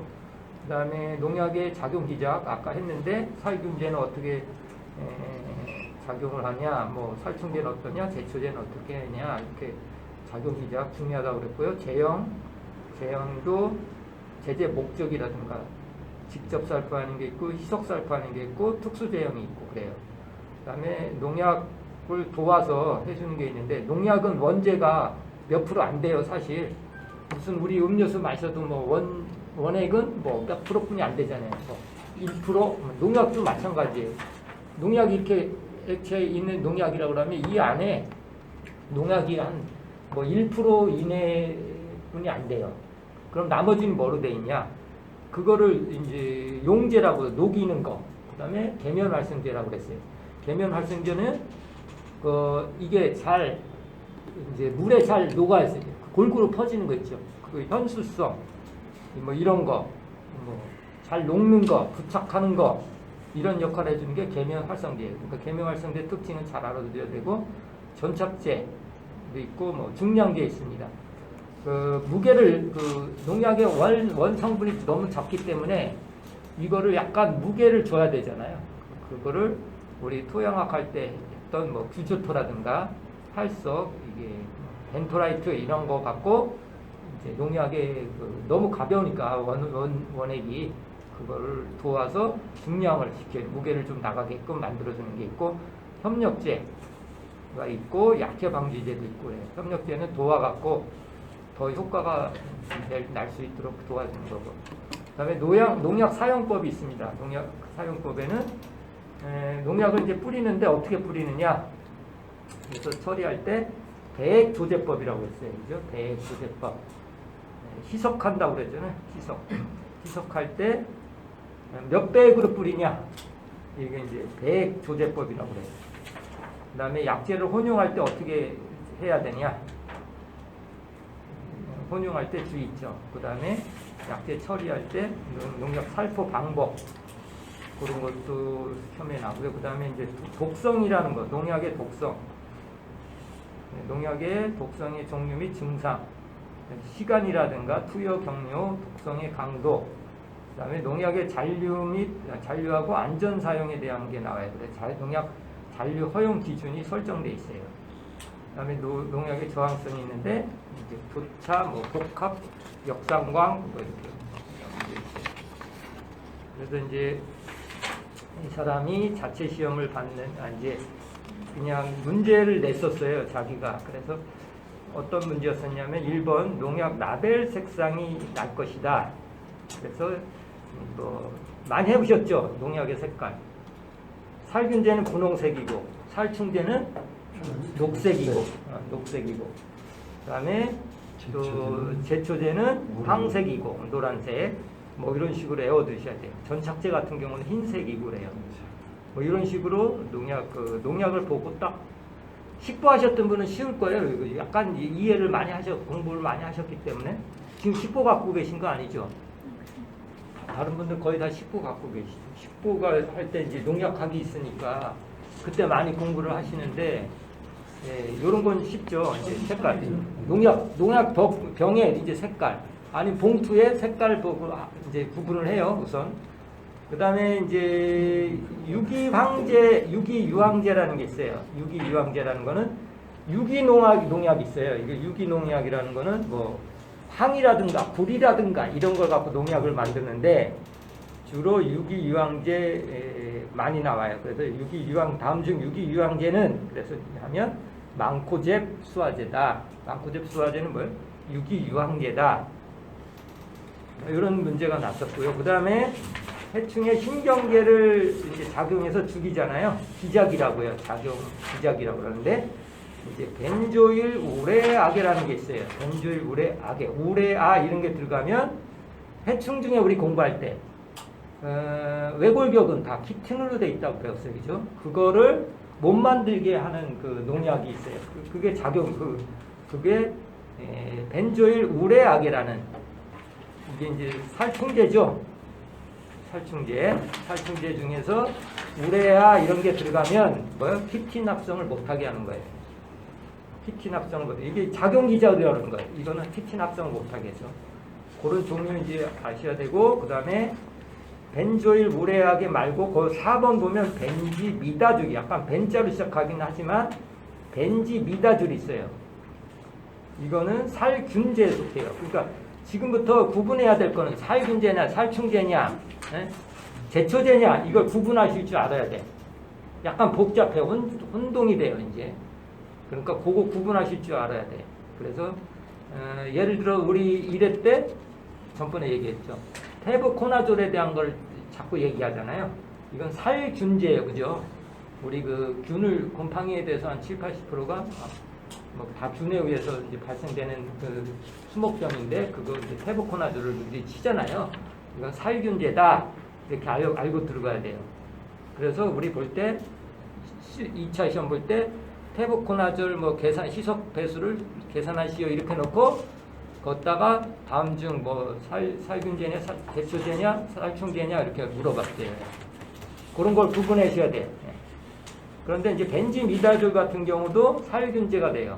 이거는 중요해. 이제 그것도 균 중에서 이게 살균제냐 살충제냐 이런 것도 알아야 되지만 작용기작 아까 벤조일 우레아게처럼 키틴 합성을 못하게 이제 해서 작용기작을 일으켜서 이제 키틴을 못하게 해서 살충을 하는데 벤지미다졸 같은 경우는 살균제예요, 그죠?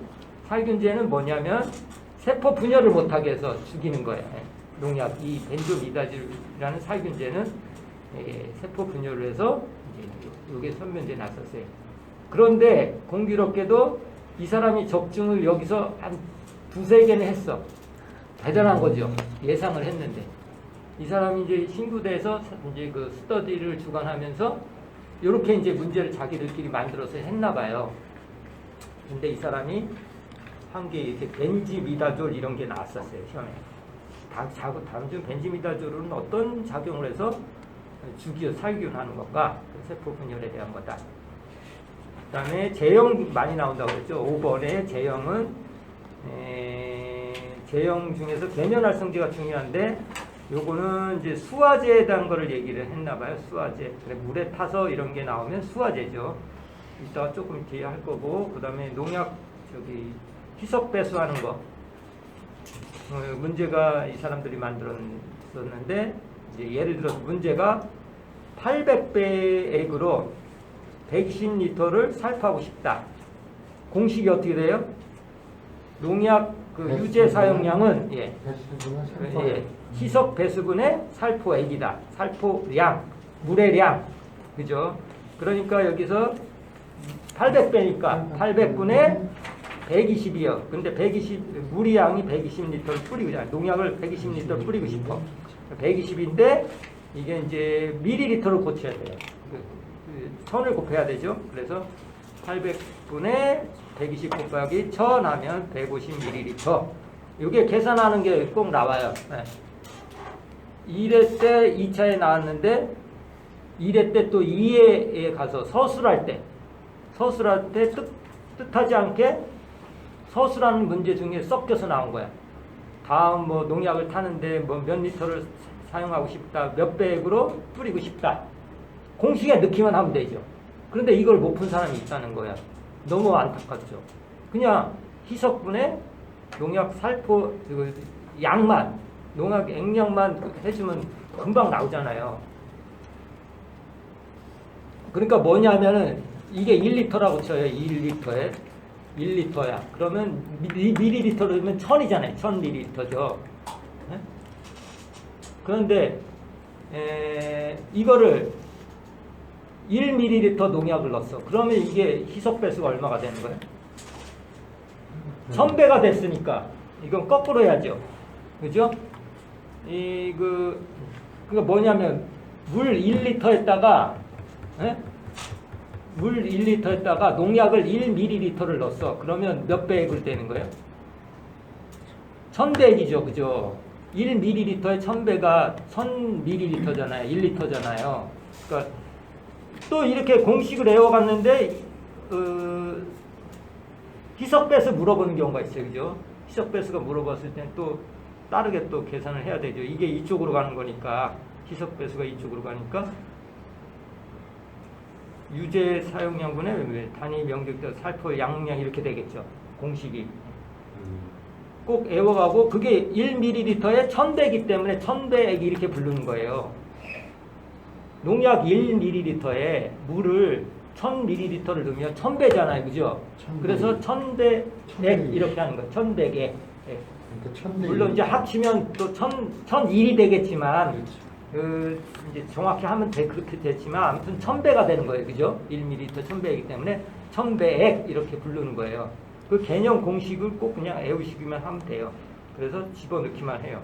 이건 그냥 주려고 점수 주려고 내는 문제예요. 2차 때 이제 계산하는 문제가 났었어요. 서술식에서. 그러니까 필기할 때도 중요하고 실기할 때도 중요해요.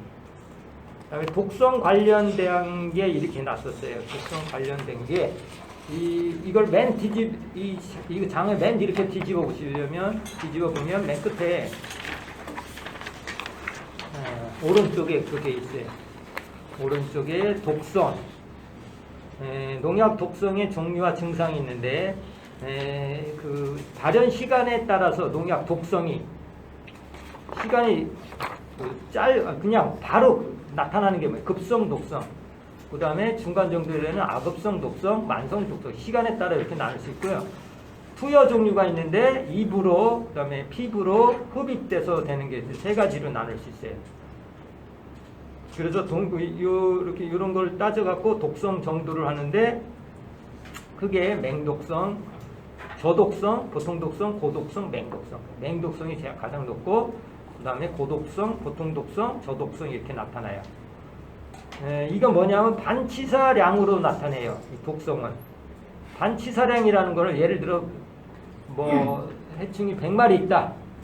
근데 또 농약을 쳐서 그래서 50%가 죽는 거, 50%가 죽는 거를 치사율이라고 해요. 레탈 도스라고 그래서 LD50 또는 이제 가로는 그렇고 LC라는 게 있어요. LC50은 액체로 된 거. LC50, LD50 이렇게 표시를 해요. 단위는 어떻게 해요? 밀리그램 퍼 킬로그램이에요. 이걸 뭐랑 같다 그랬어요? 1번 프로, 2번 ppm. 그렇죠. 이건 ppm이랑 같은 거예요. 밀리그램 퍼 킬로그램은 전번에 토양한 거예요. 그죠? 이것도 시험에 났었어요. 밀리그램 퍼 킬로그램은 ppm이다. ppm하고 똑같은 거다. ppm이라고 그러고 퍼센트로 되면 만 ppm, 만 프로다. 똑같은 얘기죠. 이거 단위도 그냥 무시하면 안 돼. 약간 시험을 이렇게 저기를 꾹꾹 찔러봐요. 이렇게 내는 사람이 아주 기본적인 걸 이렇게 내. 의외로. 그러니까 생각 안 하고 그냥 무조건 애우고 이러고 하는 사람 도저히 못 풀어. 왜냐하면 이런 거 기출이 없거든요. 사실은. 그죠? 기출이 없어. 그냥 평상시에 아는 거 갖고 물어보는 거야. 이 사람들이. 그러니까 밀리그램 퍼 킬로그램 이런 것까지 단위까지도 물어봐요. 이 개념이 뭔지. 이건 ppm이랑 같은 건지 프로랑 같은 건지 밀리그램 퍼 킬로그램은 어떤 뜻인지 이런 것까지도 물어본다는 얘기죠. 농약의 반치상량을 할 때는 ppm으로 표시한다. 단위가 이렇게 되고 그래서 이제 맹독성을 이제 구분을 하는데 경구, 경피 두 가지로 나눠요.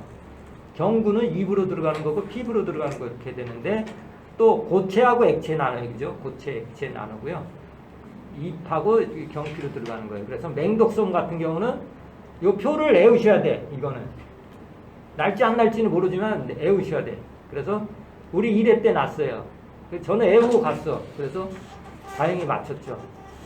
이게 이제 식보 볼 때 이제 항상 나오는 문제잖아요. 식보에는 텐데 우리 때도 났어요. 1회 딱 봤더니 거의 문제 수준이 식보 수준이에요. 농약은.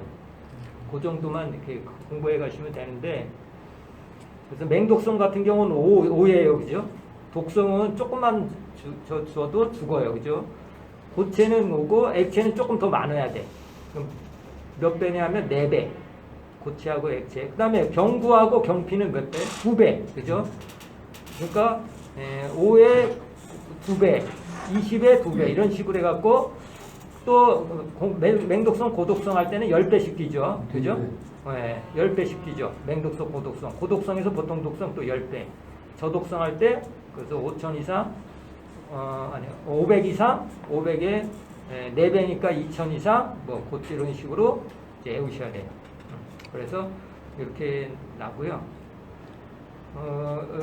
여기 온 김에 이쪽 것도 하자고요. 별점 8 농약 잔류 허용 기준이라는 게 있어요. 잔류 허용 기준이라는 거는 처음에 외우실 게 뭐냐면은 이해해야 될 게 2번 같은 거를 외우셔야 돼. 2번.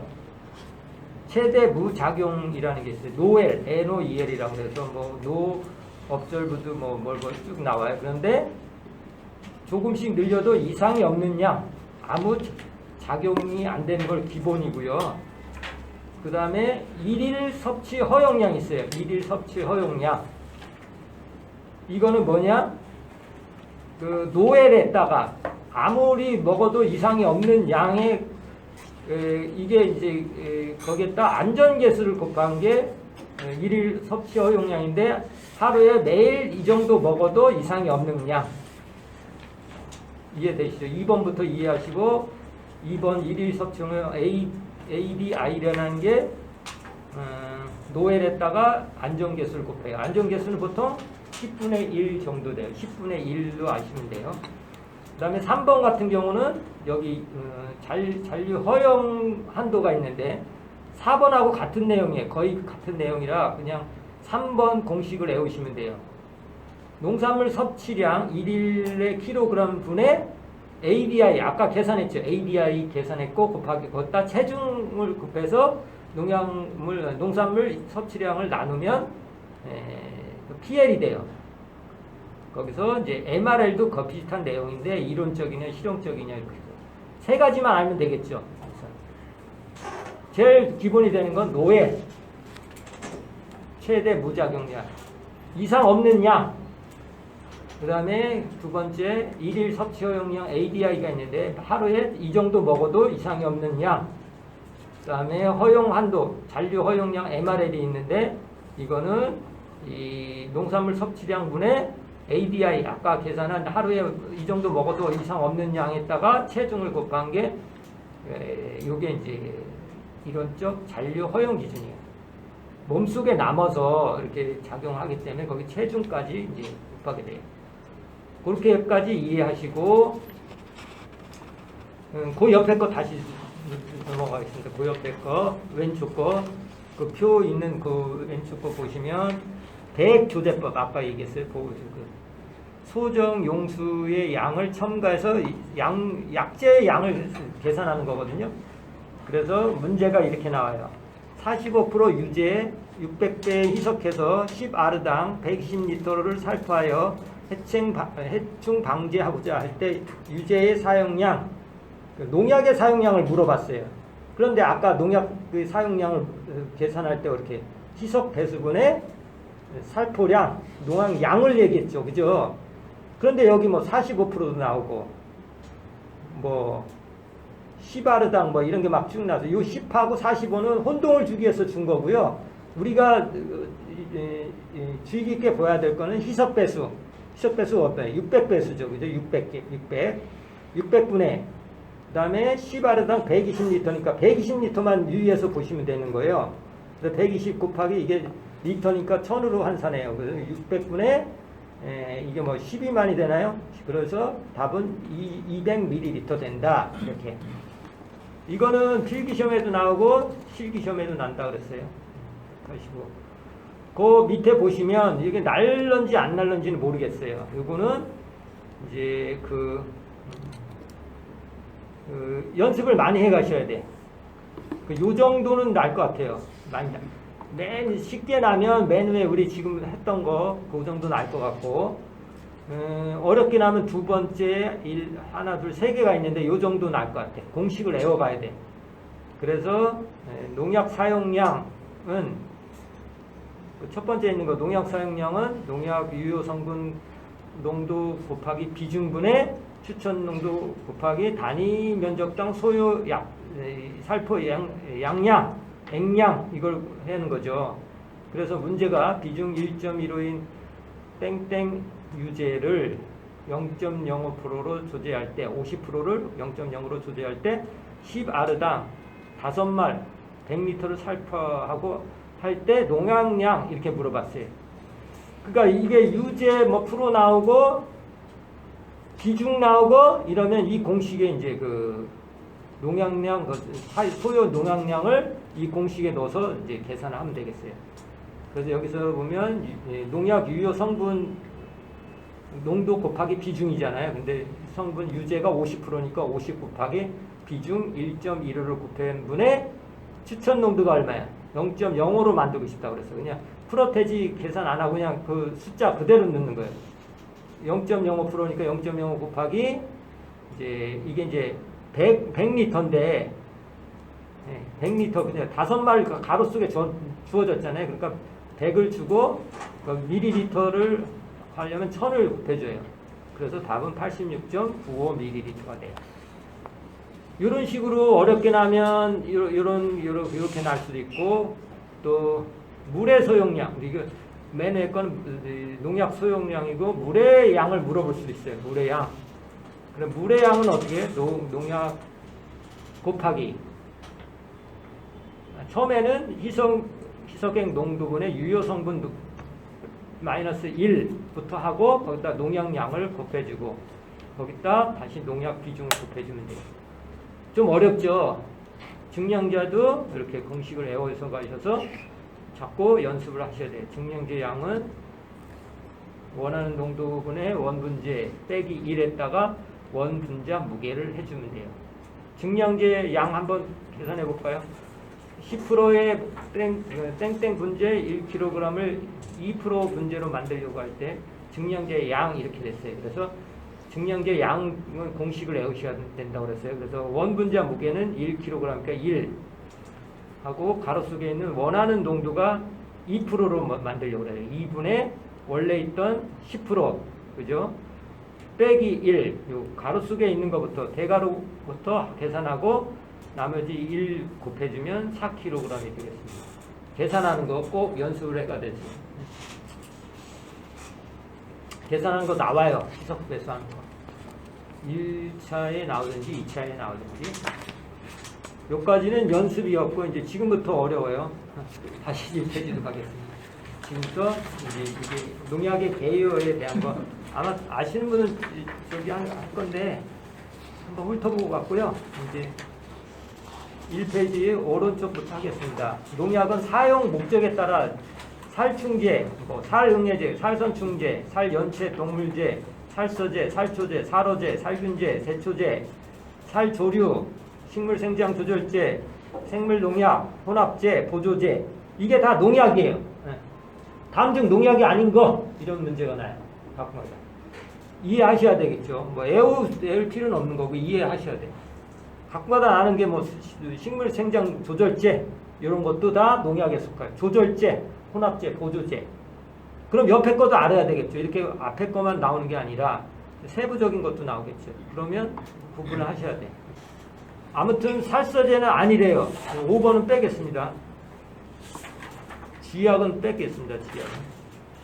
나머지는 다 아셔야 돼. 이게 농약이라는 개념을 아셔야 되고요. 첫 번째 이제 식독제가 있습니다. 이거는 소화 입으로 통해 갖고 이제 되는 거. 뭐가 있어요? 유기인계, 카바메이트, BT제 이게 다 식독제. 소화에 의해서 먹어서 위 속에서 이제 저기 되는 거예요. 접촉은 뭐예요? 그냥 바깥에 피부 같은데 접촉. 아니면 잔류성 접촉하고 합친 게 접촉 독제예요. 붙어서 뭐 죽이는 거, 외골기역 같은 거 죽이는데 이제 유기인계, 카바메이트계 그런 거고. 침투성 살충제가 있어요. 침투성 살균제 처음에 잘 나오죠. 이거는 식물이 이제 흡수를 해서 식물을 걸쳐서 어디에 많이 죽여요? 무슨 해충? 흡족성 해충을 죽이는 게 침투성 해충이에요. 침투성 해충은 어떤 특징이 있어요? 효력이 지속되고 천적을 죽이지 않아요. 그죠? 그 해당되는 것만 죽여요. 천적을 죽이지 않고 잔류 위험성이 없어요. 낮아요. 그런 특징이 있어요. 꼭 아셔야 되고 유기인제는 그냥 유인제는 유인해서 죽이는 거고 기피제는 접근하지 못하게. 그다음에 불임화제는 불임을 못하게 하는 거고 응애제는 그죠? 응애 죽이는 거예요. 우리 절지동물문 할 때 응애하고 곤충 있었는데 거기에 거미강에 속하는 살응애제, 살선충제 죽이는 것도 그렇고, 그 다음에 살조제, 조류 피해 방지, 그 다음에 살어제, 물고기 죽이는 것도 있고, 살균제 가서 살충제, 살균제가 중요하죠. 특히 보호살균제가 중요해요. 이거는 예방 목적이에요. 그래서 이거 특징을 알아두세요. 보호살균제. 이거는 약효 취소 시간이 길다. 그 다음에 부착성이 있다. 부착성하고 고착성. 특히 보로도액 같은 게 딱 붙어 있잖아요. 뭐 포도잎 같은 데 이렇게 주면 딱 붙어 있어야 돼. 그죠? 그 다음에 이제 지속 기간이 약효 지속이 길고 예방 목적이다. 특징 그 짧게 했지만 다 이해를 하고 넘어가야 돼요. 그 다음에 직접살균제는 침투성 약체가 주로 그래요. 병원균을 직접 죽이는 거고, 종자소독제도 살균제이고, 그 다음에 토양소독제, 토양살균제이고, 가시방부제, 가시부패하는 거고. 제초제로 넘어가겠습니다. 제초제. 제초제는 두 가지가 있어요. 선택적, 비선택적 있다. 선택적은 골라서 하는 거예요. 뭐만 골라요? 쌍떡잎이. 풀 중에서도 쌍떡잎, 외떡잎이 있어요. 그죠? 예, 광역. 그러니까 쌍떡잎 식물을 죽이는 거예요. 외떡잎 식물하고 쌍떡잎 식물이 있거든요. 식물에는 그 쌍떡잎 식물을 죽이고 이제 잔디라든가 뭐 벼라든가 이런 거는 외떡잎 식물이잖아요. 그런 걸 살려주는 걸 선택제성이라고 그래요. 이건 주로 옥신에 의해서 하는 거예요. 선택성 해갖고 뭐가 있어요? 이사디. 옥신으로 만든 제초제는 다 이거 이사디 뭐 이런 게 다 선택구고요. 비선택적이 시험에 잘 나와요. 글리포세이트라는 게 있어요. 글리포세이트, 이거 뭐 디캄바 뭐 이런 게 아무튼 글리포세이트.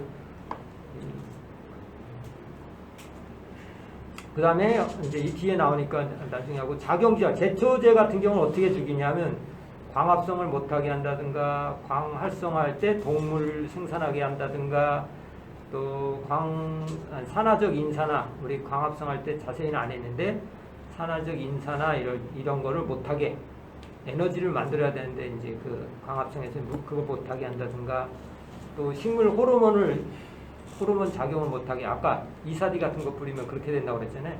옥신이 적게 뿌리면은 생장에 도움이 돼요. 근데 너무 옥신을 많이 줘요.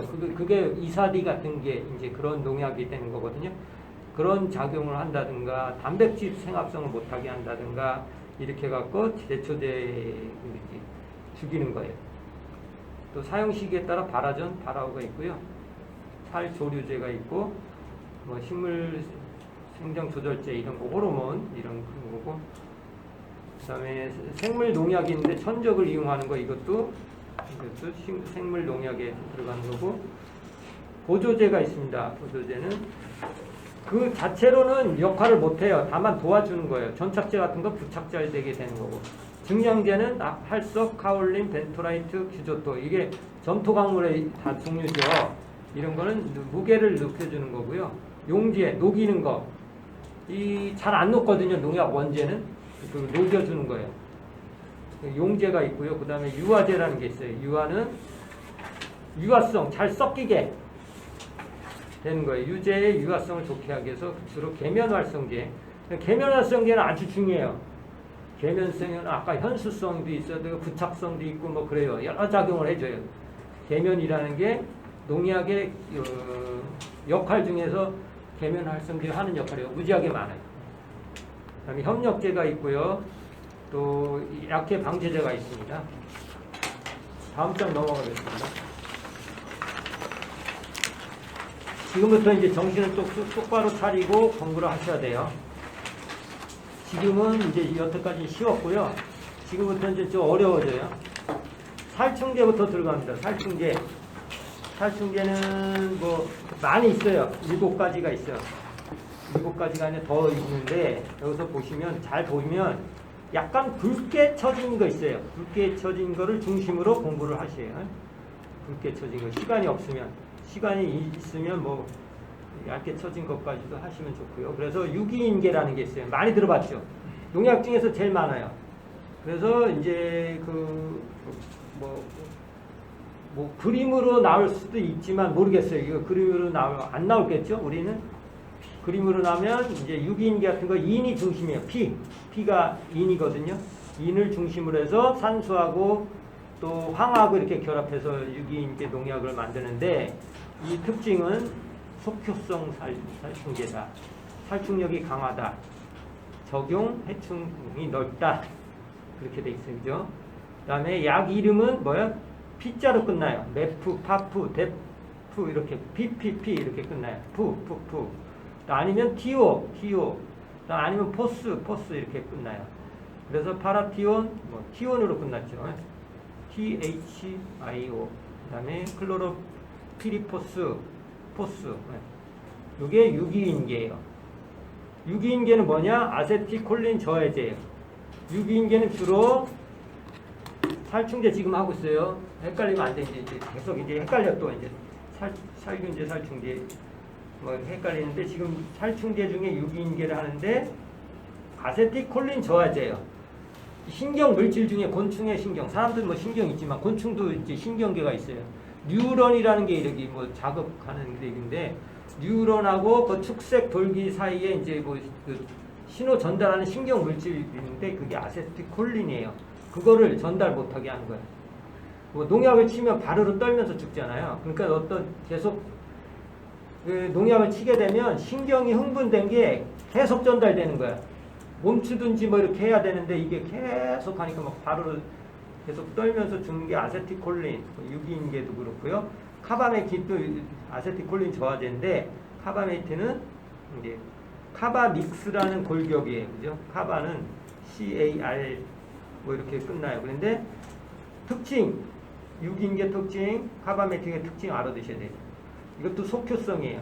그런데 침투성은 좋으나 잔유력이 길지 않은 이런 특징. 특히 진딧물 흡족성 해충의 효과가 있고요. 이름은 카바, 카보 이렇게 끝나요. 무슨 카보, CARB 뭐 이렇게 끝나요. 카보, 카바. 그 다음에 피레스로이드계가 나왔어요. 피레스로이드계. 이게 시험에 나왔었어요. 요 그대로 세부 내용 그대로. 다음 중 천연 물질 베이스다. 인축에는 독성이 없고 국가에서 나온 물질로 만드는 농약이다. 빛에 약하고 빠른 분해로 위생해충과 저곡해충의 방제용으로 사용한다. 다음 중 살충제는 1. 유기인계 2. 카바메이트 3번 피레스트로이드. 피레스트로이드죠. 여러 번 했는데도 사람들 뭐 처음 들어봤다고 그래요. 시험 보고 나서는 그래갖고 신기하다. 아무리 뭘 해도 안 되겠다. 저는 그런 느낌을 가져요. 항상. 어떻게 집중적으로 들으시면 이렇게 할 수가 있거든요. 찍을 수라도 있잖아요. 들어봤으니까. 근데 신기해요. 이거 갖고 똑같이 했거든요. 근데 어려웠대. 농약을 하나도 못 맞췄대. 그래갖고 가락이 났대. 그래서 아니 농약 그렇게 했는데도 모르세요? 전혀 못 들어온 얘기예요. 농약을 손대 핀다면서요. 그러니까 모르는 사람은 이게 개념이 안 잡히는가 봐요. 너무 복잡하니까. 근데 자꾸 읽어보셔야 돼. 아무튼 친숙하게. 그러다 보면 조금씩 늘려나가야 돼. 좀 어렵죠. 처음에 듣는 사람들은 너무 복잡하게 생각하겠죠. 근데 요거 할 때 요까지는 이해가 되는데 이제 살균제, 제초제까지 가면 이제 이게 이제 생각이 안 나는 거예요. 막 섞이니까. 그래서 뭐 혼동욕 하고 오나 봐요. 그 다음에 유기염소계가 있거든요. 유기염소계는 잘 쓰지 않나요. 근데 드린이라는 게 있어요. 그죠? 드린이라는 농약이 있어요. 그죠? 끝나는 얘기예요. 안정적이에요. 변하지 않아. 그래서 요새는 잘 안 써요. 이게 DDT 같은 거 있죠. 옛날에 DDT 많이 쓸 때 BHC 이런 게 사용 다 유기염소계인데 드린이로 끝나고요. 벤조우레아계가 있었어요. 그죠? 벤조우레아계. 시험에 났다 그랬죠? 아까 했을 때 5번. 벤조우레아계. 네. 곤충 표피 키틴 합성제 저해예요. 그죠? 키틴을 못하게 만드는 거예요. 특징. 인축에는 독성이 없어요. 왜? 키틴이라는 거 우리 사람에 존재하지 않기 때문에 이 농약을 뿌려도 안 해요. 협회에서 많이 강조하지 않았네. 정신 차리고 하셨으면 이해될 거고. 환경의 오염도 적어요. 그 다음에 곤충과 동물 간의 선택 독성이다. 그러니까 이제 이게 곤충에만 해당되는 거잖아요. 키틴을 못 만들게 하는 거, 그죠? 동물에 뿌려도 아무런 효과가 없어요. 독성이 안 나타나. 환경 오염도 적고 인축의 독성도 없어요.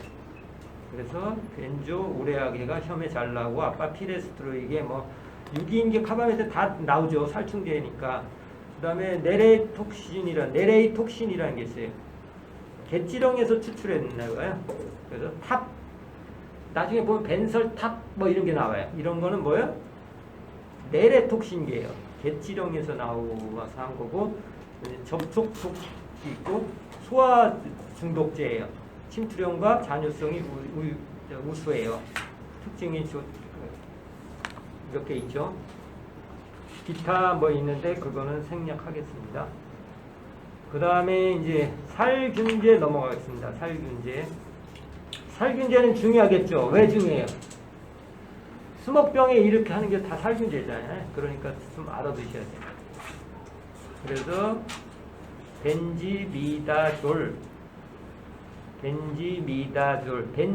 벤조이 우레아계하고 좀 약간 헷갈릴 수가 있죠.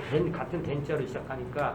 근데 살충제는 벤조이 우레아, 살균제는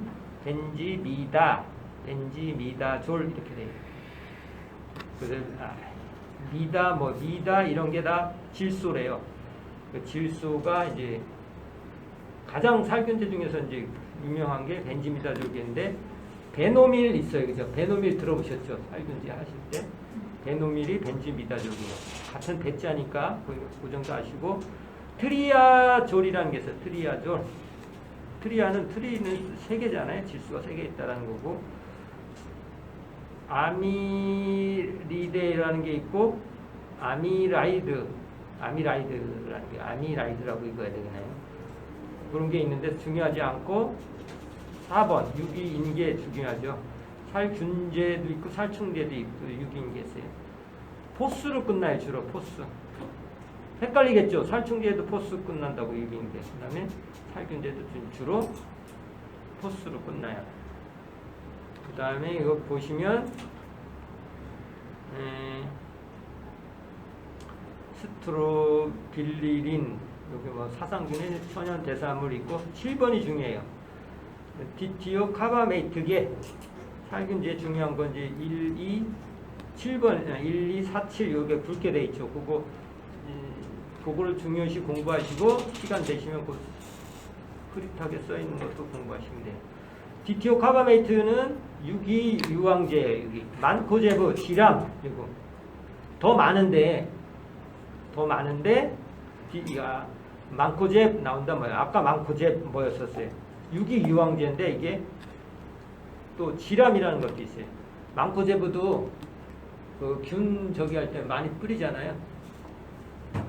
만코제브 많이 들어보셨으니까 이건 디티오 카바메이트계다 이렇게 알아두시면 돼요. 네? 이렇게 하시면 되고 이제 제초제로 넘어가겠습니다. 제초제는 트리아진, 아미드, 우레약에 뭐 이렇게 검게 칠하는 거 공부하시면 돼요. 혐에 나게 아까 9번 같은 거 비필리딜리움계라서 비필리딜리움이라는 게 있어요. 비필리딜리움 9번 아까 얘기했어요. 파라쿼트, 그라목손, 파라쿼트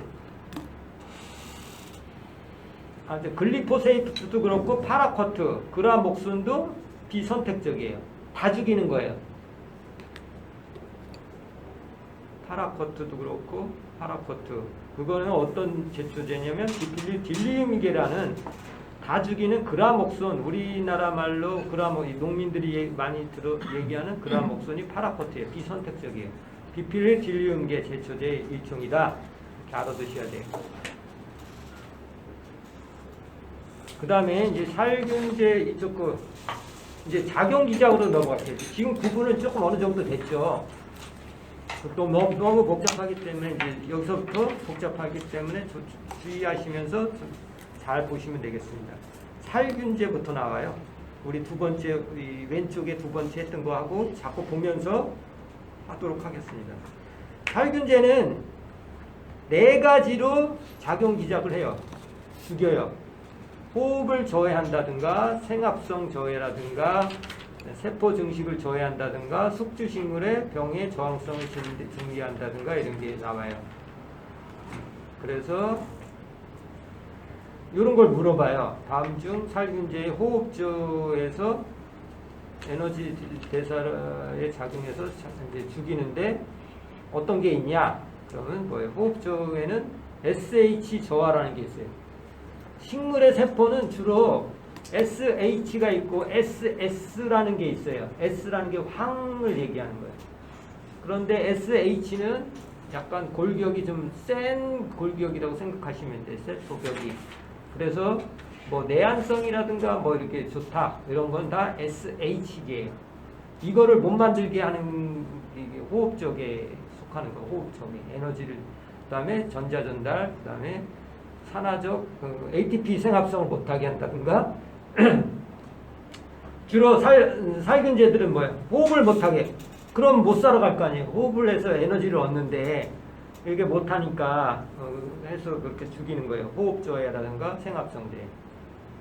그래서 SH저해, 전자전달, 산화적, 인산화저해, 탈공력제, 그 다음에 기타 호흡이 있어요. 4가지 정도는 아셔야 되겠고 더 시험에 잘 나오는 건 밑에 생합성 저해를 해요. 생합성 저해는 말 그대로 단백질을 못 만들고 키틴, 살균제도 균들도 키틴으로 돼 있죠. 그것도 못하게 하고 인지질 생합성, 지질이라는 거야. 지질. 세포 그 원형질막이 다 인지질로 돼 있다고 그랬어요. 약간 지방성질을 띈 걸 인지질 그것도 못 만들게 하고 멜라닌 색사 그러니까 검게 만들고 그러는 게 있어요, 그죠? 그래야지 뭐 어디 저기가 되는데 색소를 이제 이렇게 만들어야지 경화도 되고 막 그렇잖아요. 그 곤충들은 멜라닌 색소를 해줘야지 이렇게 돼요. 그걸 못하게 만드는 거. 핵산도 못 만들게 하고, 스테롤도 못 만들게 하고, 이런 게 생합성 저해예요. 단백질, 키틴, 인지진, 멜라닌, 핵산, 스테롤 이런 거를 하면 돼요. 그래요. 그래서 이제 이렇게 하는데 또 세부적으로 또 나눠요. 이제 지금까지 이런 식으로 살균제를 못하게 했는데 위에 거보다는 요 밑에 게 더 시험에 잘 나요. 밑에 작용기작이 더 많이 난다고 그랬죠. 지금 이제 작용기작인 큰 거를 나눴는데 호흡저해하고 생합성 저해가 있다. 크게. 그런데 이제 거기 보시면 이제 그렇게 나누고 거기서 이제 핵산 못하게 한다고 그래서 생합성 저해 못하게 하는 게 있는데 거기 세부 내용이 없는 거는 공부를 안 하시는 거고요.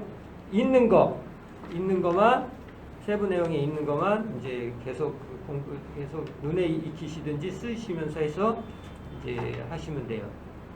아까 벤지미다졸이라는 게 있어요. 벤지미다졸 뭐라고 그랬어요?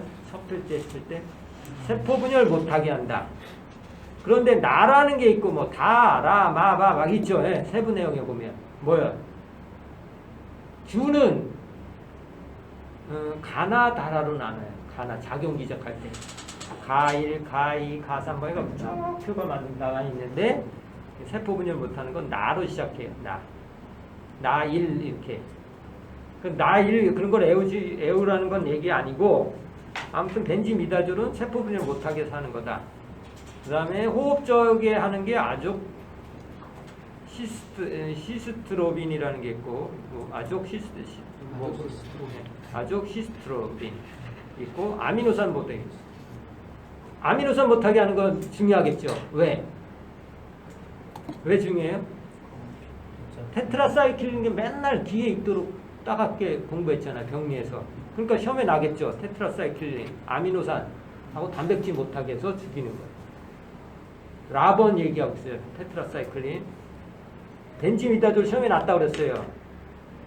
또 아미노산 단백질 저하는 테트라사이클린 못하게 하는 거니까 애우셔야 되겠죠. 중요하니까. 그죠? 너무 힘들죠. 자꾸 애우라고 하니까. 이해를 하시라. 그 다음에 신호 전달 저에 저도 솔직히 잘 못 외워요. 근데 자꾸 읽다 보니까 그게 이제 오래 가지는 못하지만 시험 때 돼서는 자꾸 하다 보니까 이제 시험 때 돼서는 어느 정도 기억이 나고 시험 보면 다 잊어먹고 다 스터디 할 때 다시 생각나요. 자꾸 읽는 수밖에 없어요. 자꾸 들어보고 읽고 하나하나 오늘 다른 거는 못하더라도 한 4-5가지만 기억하고 가자. 그래서 다음날 또 뭐 조금 붙여갖고 뭐 10개 하자. 뭐 이런 식으로 넓혀가면 돼요. 오늘 한 거는 벤지미다졸 세포분열, 그 다음에 아미노산 단백질 저하는 거 테트라사이클린. 요거는 아미노산을 못한다. 살균제는 뭐예요? 가나다라로 시작해요. 가나다라. 그러면 살충제는 뭐예요? 살충제는 1, 2, 3다. 제초제는 A, B, C, D 이렇게 나가는 거예요. 그러니까 이게 나다. 그러면 나 1이면 이거 당연히 살균제죠. 그죠?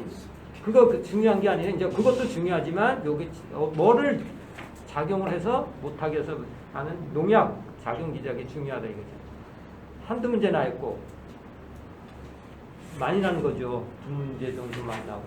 근데 왜 작용 기작을 자꾸 할까요? 우리가 공부하는 이유가 뭐예요? 농약을 교차를 이렇게 돼요. 만약에 있어 나1이라는 걸 쳤는 벤지미다졸의 농약을 쳤어. 그런데 다음에 치잖아요. 이게 이제 미 치잖아 이거. 그러면 저항성이 생겨요. 이게 그 해충들은 뭐 DNA 그 효소 분해 능력이 있다고 그랬죠. 그죠? 우리 해충에 번식할 때 왜 번식이 잘 되냐? 거기 보면 이 유전적으로 어떤 물질 저항하려고 하는 효소가 바로 생겨. 그래서 이 농약을 친 벤지미다졸을 쳤어. 다음에 치면 안 들어요. 똑같은 걸 치면. 그러니까 저항성이 생기기 때문에 이거 그러니까 자꾸 치면 똑같은 거 치면 해충도 안 죽고 환경도 오염되고 그러니까 이제 그렇게 작용 기작이 중요해서 이렇게 나누는 거예요. 그건 다 이해하실 거고, 그 다음에 아무튼 카바메이트계 아까 중요하다고 그랬죠. 카바메이트. 뭐 살균제도 카바메이트가 있어요. 그래서 이거는 지질을 못하게, 지질 생합성 및 기능, 막 기능을 못하게 한다. 막이라는 건 여기서 이제 세포 막 같은 걸 자꾸 얘기하는 거예요. 그다음에 폴리옥신, 세포벽을 못하게 하는 건 폴리옥신 종류고, 그다음에 카가 중요해요. 보호살균제, 보로도액, 망코제브, 뭐야 이거는? 다점 접촉작용을 해요. 이거는 이 이후의 거는 뭐 특별하게 이렇게 한두 군데를 이렇게 작용을 해서 죽이잖아요. 그런데 보호살균제는 완전히 차단하는 거야. 다. 모든 거를 다. 그래서 보호살균제 보로독하고 망코제브는 다점 접촉작용해서 죽이는 거예요. 다점 접촉이라고 그래요. 모든 거를 다 차단시키는 거예요. 그러니까 효과가 엄청 크겠죠. 다음 페이지 넘어가겠습니다. 다음 페이지에 보면 이제 쉬었다 할까요? 진행할까요? 좀 머리 좀 식히고. 복잡하죠.